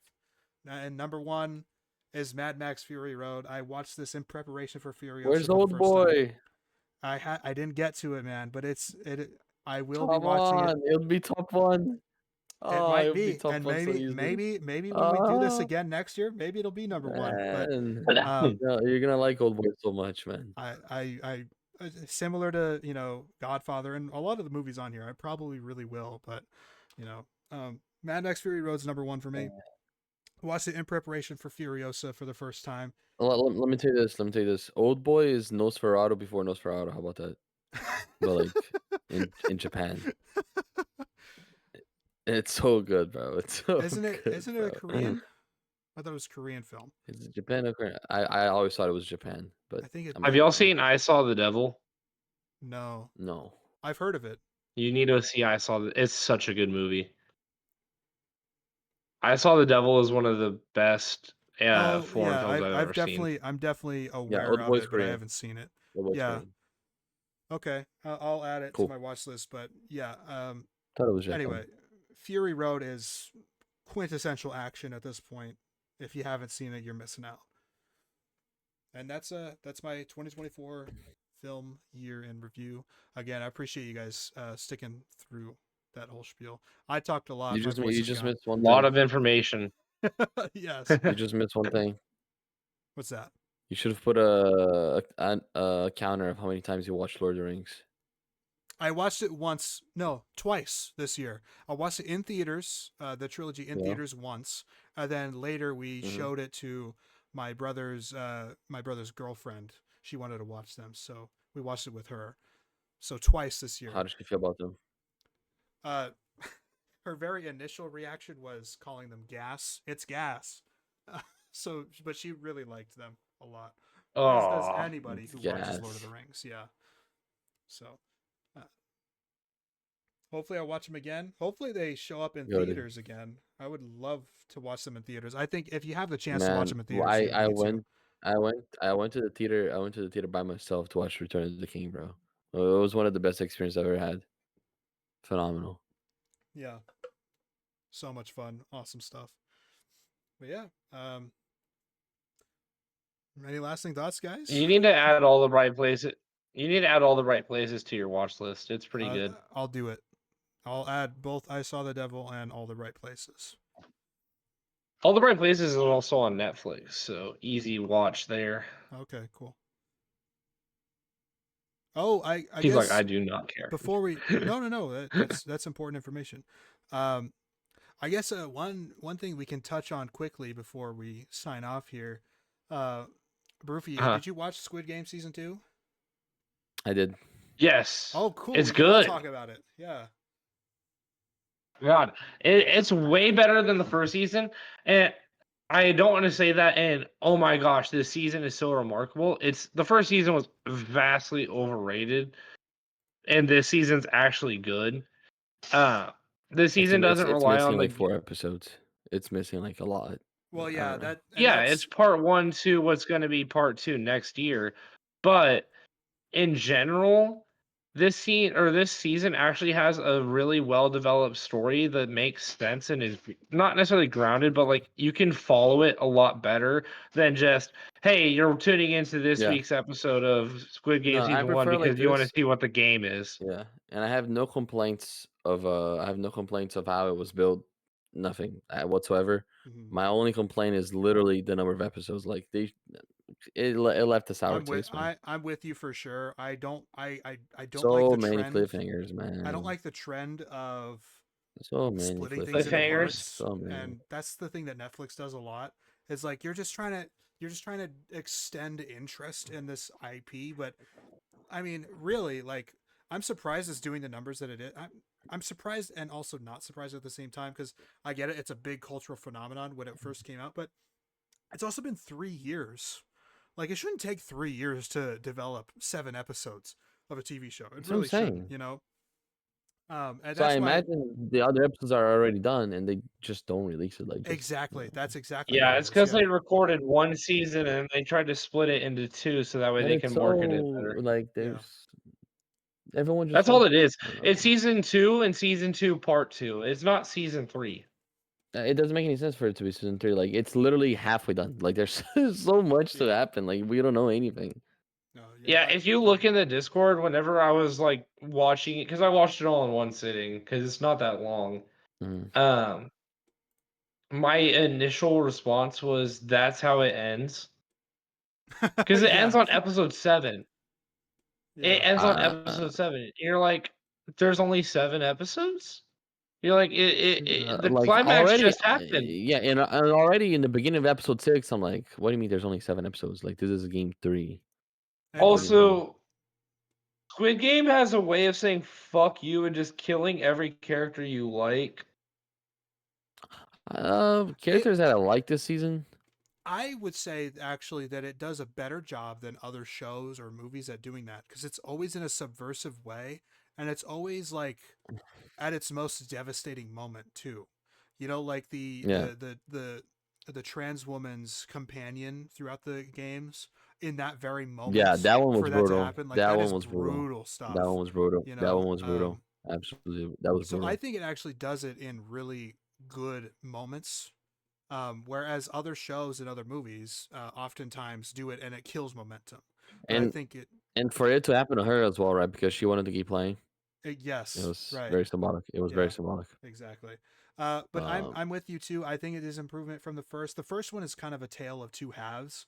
Like I really like the first half. It's got a great hook. It's got like really interesting, again, narrative themes It about keeps you there, classism right? and everything Mhm. going on. But the second half, once they start to introduce like the behind the scenes of everything and the police investigation, and as well as the people who watch them, the Americans watching them, like that is just such a shit storyline in the first season. Like it's so bad, it's poorly So acted.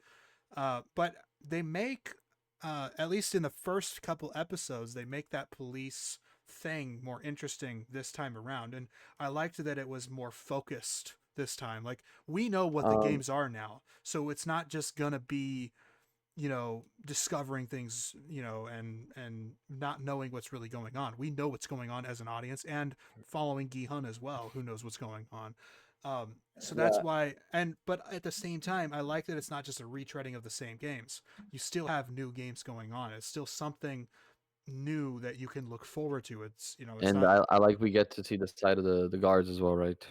I think I like Yeah, seeing I wish they the did the more. You perspective know, of I the wish guards. they Yeah. did more of that. And then the other thing is like the first couple episodes of the police investigation and what they're doing on that front is good, but then they completely forget about it at the same time. So again, Hmm. just like you said, it feels like half a season, and it is half a season, and it's a shame that it's only half a season because I wanted to finish it.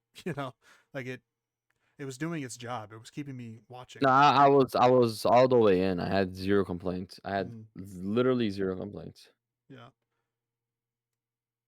and well, they What is finished it, it way too Jacob? early. You want to say something? I could see it.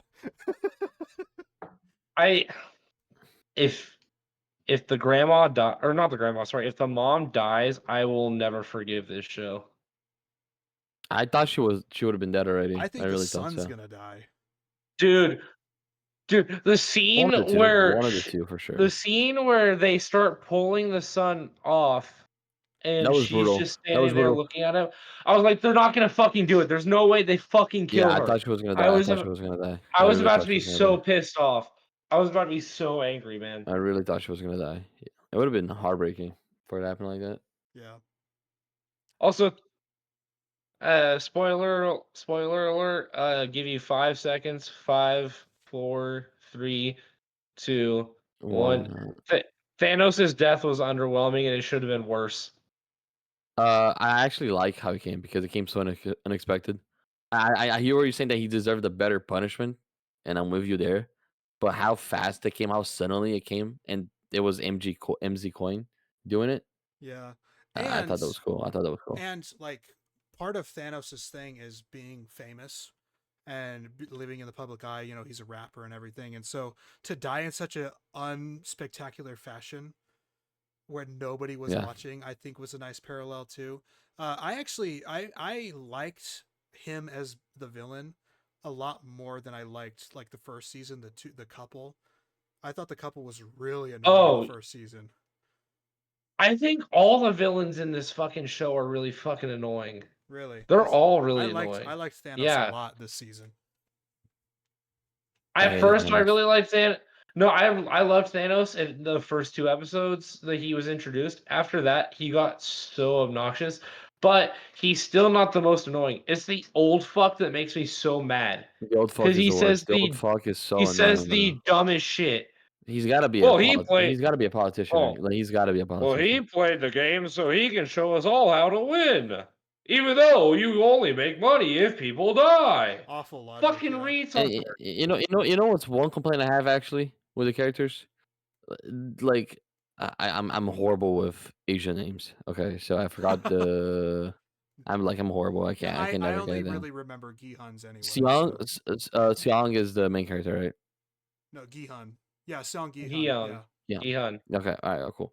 So Gihan, he made. I mean, he proved enough in the beginning, right? With red light, green light.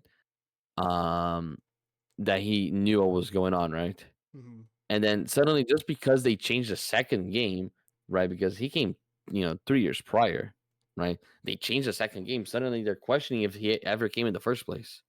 Like, what the fuck is that about? Yeah, I don't know. Yeah, again, like, but that's, I guess, yeah, to a degree, like the old guy is really annoying in that way because he's just an idiot. Like that's what it comes down to, and that's one of the defenses that It's true, but that's one of the defenses I gave for the show as well. People who were criticizing the The villains. It's like characters. the point is like Yeah.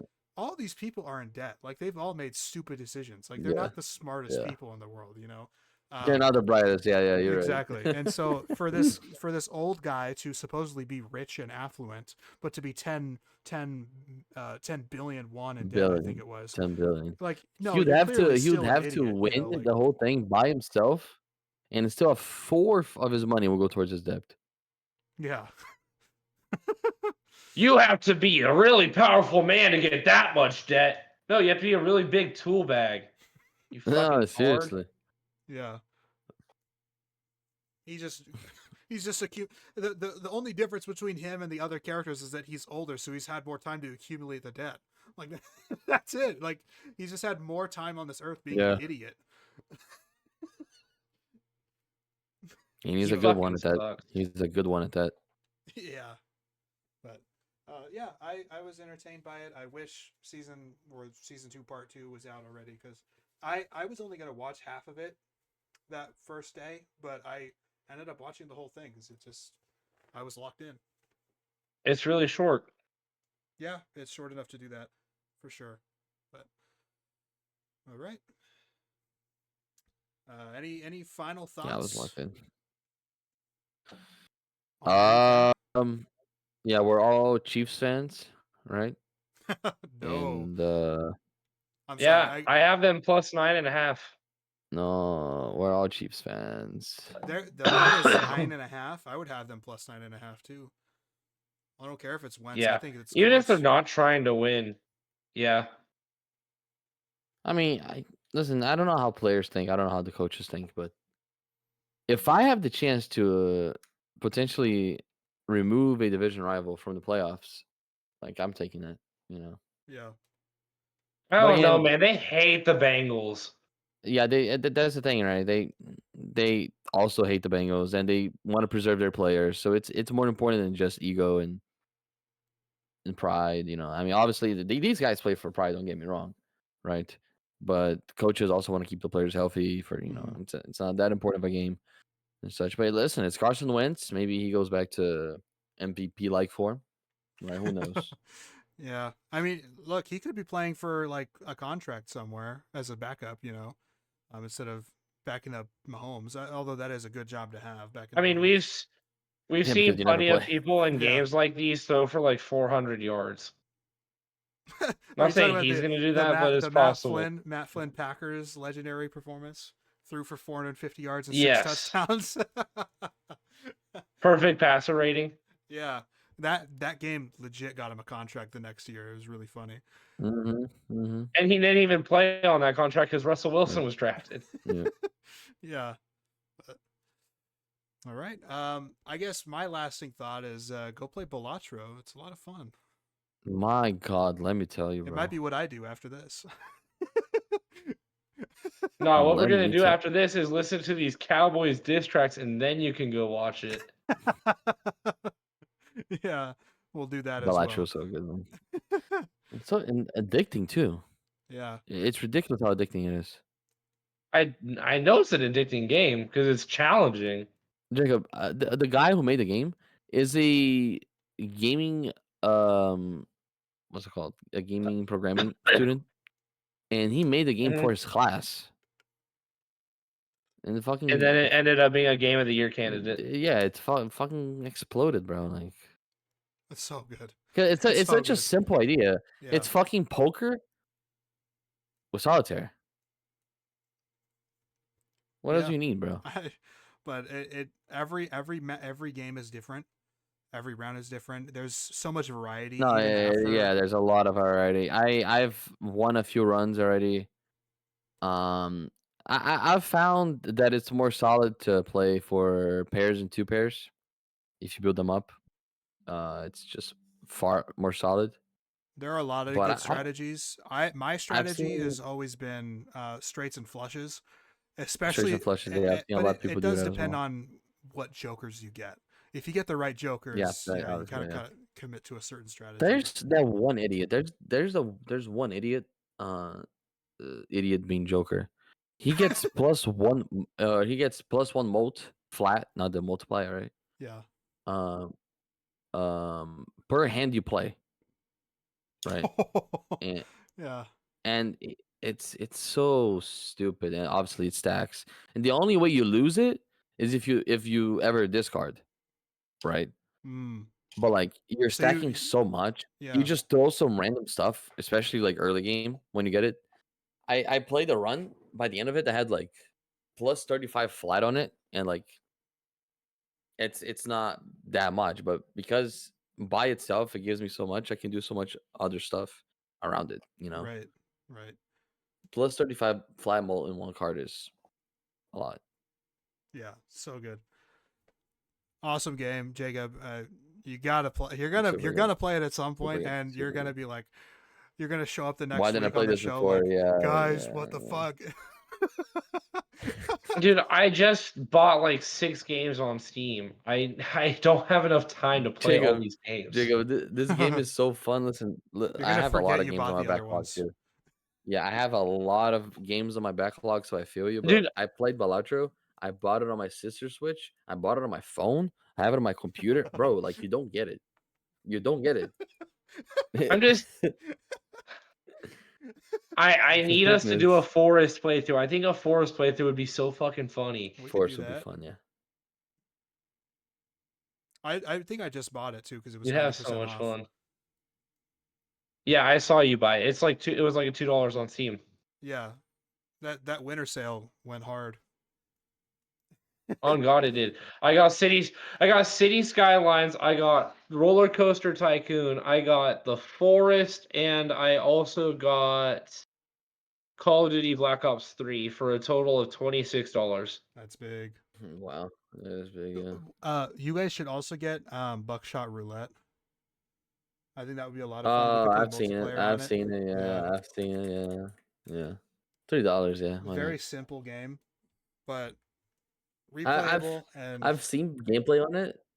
I've seen gameplay, but Balatro was the same way, so I'm not gonna judge. But I watched gameplay on that. I was like, what am I looking at? If we play Buckshot Roulette, you guys got to play Liar's Bar with me. how much is Liar's Bar right now? Play what? Huh? How much is Liar's Bar right now? I have no idea. It was $5 when I bought it. Oh, okay, it's probably still 5 then. Winter's still up, so I could do that. It's $6.99. Ow! Just out of my price range. I'm Liar's just Bar. kidding. Yeah, Liar's Bar. You could play. Okay, I just bought both. I just You could bought play Liar's cards Bar and dice on it. and Buckshot. Nice. Have you tried out Disgaea yet, Rufy? What's that? Have you tried out Disgaea yet? No. But I have it on my wish list. Let me see what's looking at. Oh, I doubt the price is cheap anymore. When I sent it to you, it was probably like the cheapest you'll get it. This guy, yeah, I have it at 40. I should have bought it when you sent it to me. Well, if I get, I always receive emails, when stuff on my wish list drops. So next time it does, I'll get it. Right. Yeah. It'll probably drop to like 15 or somewhere around there. Yeah. That's when it's worth it.